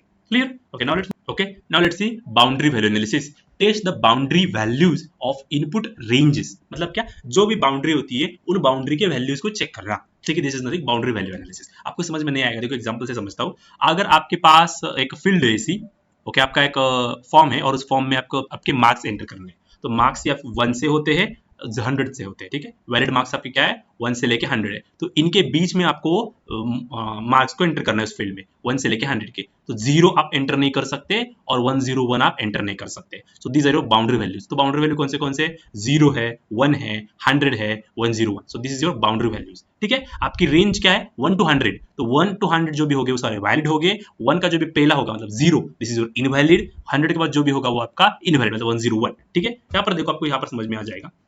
Okay, यहाँ पर देखो example for boundary value analysis. Assume we have test field which accept age 18 to 56। आपका एक एज है और आपकी एज एंटर करनी है। बस ये एज कौन सी एक्सेप्ट करता है, 18 से लेके 56 के बीच में सारे एंटर करता है। तो देखो वैलिड रेंज कौन सा है, 18 और 56। मतलब जो भी मीन क्या है 18 होना चाहिए और मैक्सिमम क्या है आपका 56 होना चाहिए। तो मीन प्लस मीन मतलब 18 के ऊपर जितने भी ये चलेगा मुझे, तो प्लस मीन मतलब 19 चलेगा, 20 चलेगा, 52 चलेगा। Okay, like this way. Minus max मतलब 56 से कम मुझे चलेंगे, ठीक है, माइनस मैक्स। ओके, 55 चलेगा, 54 चलेगा, 32 चलेगा।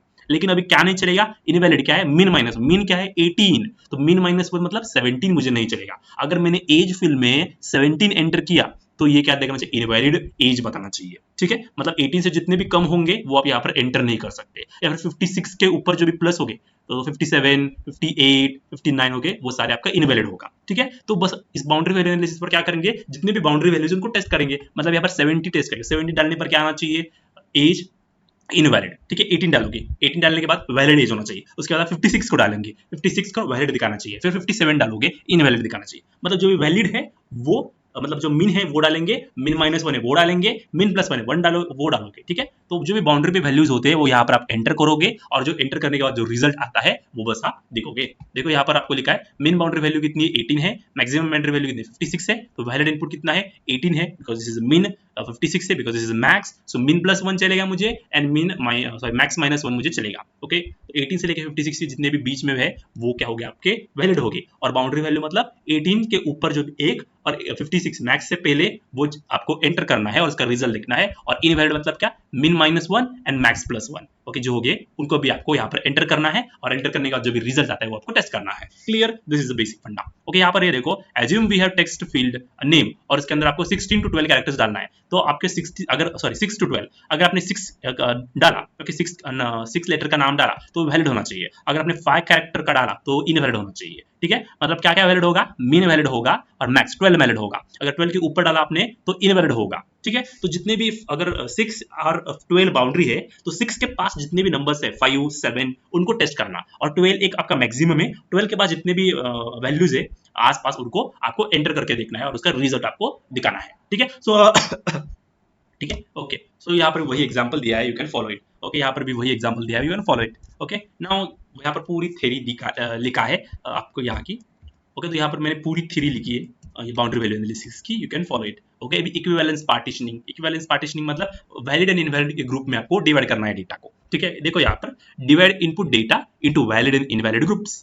ओके, यहाँ पर वैलिड एंड इनवैलिड ग्रुप्स पर okay, one value from each group is enough for testing. ठीक है, अगर आपको मार्क्स को टेस्ट करना है, ठीक है, मार्क्स को टेस्ट करना है तो 0 से लेके 100 तक, तो आप क्या करोगे, 0 को टेस्ट करोगे, 1 को टेस्ट करोगे, 2 को टेस्ट करोगे, 3 को टेस्ट करोगे, ऐसे आपको 100 टेस्ट केसेस लिखना पड़ेगा। इंस्टेड ऑफ दिस आप क्या कर सकते हो, ग्रुप में करो, 0 से लेके 10 तक एक ग्रुप में डालो, 11 से लेके 20 दूसरे ग्रुप में डालो, 21 से लेके 30 को तीसरे ग्रुप में डालो, 31 से लेके 40 को फोर्थ ग्रुप में डालो, 41 से 50 को लेके फिफ्थ ग्रुप में डालो, ऐसे ग्रुपिंग बनाओ और हर एक ग्रुप में से एक नंबर चूज करो और उसको बस टेस्ट करो। तो हर 10 वैल्यू को टेस्ट करने की जरूरत नहीं है, 10 में से आप कौन सा भी एक चूज करो और उसको टेस्ट करो। ठीक है, दिस इज इक्विवेलेंस पार्टीशनिंग। देखो और एक एग्जांपल है, if age must be 18 to 60, तो 18 to 60 एक फील्ड है, ओके एज, और इसमें 18 to 56 सॉरी 18 to 60 को बस एंटर करना है। तो आप क्या बनाओ, इसके रेंजेस बनाओ, क्या भी रेंज बनाओगे, तो 18 to 60 हमारा वैलिड रेंज है तो इसको एक ग्रुप में डालो, फिर 18 से कम जो हो गया उसको दूसरे ग्रुप में डालो, और 60 से ज्यादा इसको तीसरे ग्रुप में डालो, और हर एक में से लो, 18 में से इसको लेस देन 18 इसमें से कोई तो एक नंबर ले लो, ओके 12 लिया, ठीक है, 18 to 60 इसमें से मैंने 59 लिया, हर एक ग्रुप में से एक एक नंबर को टेस्ट करो और उसका रिजल्ट देगा, 64 लिया मैंने ग्रेटर देन। ठीक है, तो instead of doing 100 of test cases आपको ग्रुपिंग बनाओ और हर एक ग्रुप में से एक एक नंबर चूज करो।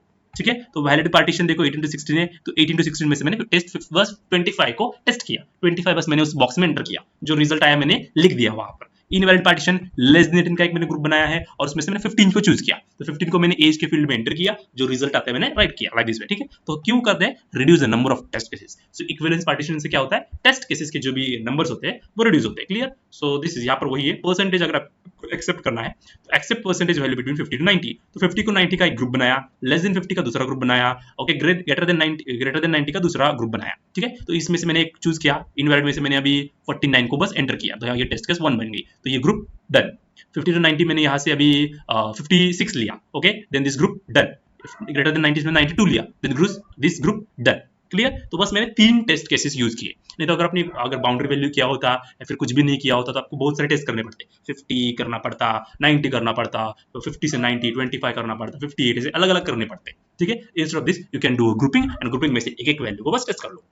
ओके, तो यहाँ पर भी वही लिखा है। ओके, इन शॉर्ट मैंने आपको वही रिक्वायरमेंट गैदरिंग में क्या रिक्वायरमेंट चेक करते हैं, सॉरी रिक्वायरमेंट बेस्ड टेस्टिंग में क्या करते हैं, रिक्वायरमेंट चेक्स करते हैं, और जितने भी रिक्वायरमेंट्स है सारे लेंगे और उनके अकॉर्डिंग हम टेस्ट केसेस बनाएंगे और हर एक टेस्ट केसेस को एग्जीक्यूट करेंगे। बाउंड्री वैल्यू एनालिसिस पर क्या करेंगे, जो भी बाउंड्री पर जो भी वैल्यूज होती है उनको टेस्ट करेंगे। इक्विवेलेंस पार्टीशनिंग में क्या करेंगे, ग्रुप्स करेंगे इनपुट्स को, और हर एक ग्रुप में से एक एक डेटा लेंगे या फिर इनपुट लेंगे और उसको बस एग्जीक्यूट करेंगे। Clear, so this is in short. So I hope guys आपको समझ में आ गया होगा हर एक पॉइंट इस यूनिट का। Okay, so if you like this video, please like, share, subscribe to our channel. Okay, share with your friends, help them to grow. Okay, so I will meet you next video with unit number 2. Till then, thank you, bye bye.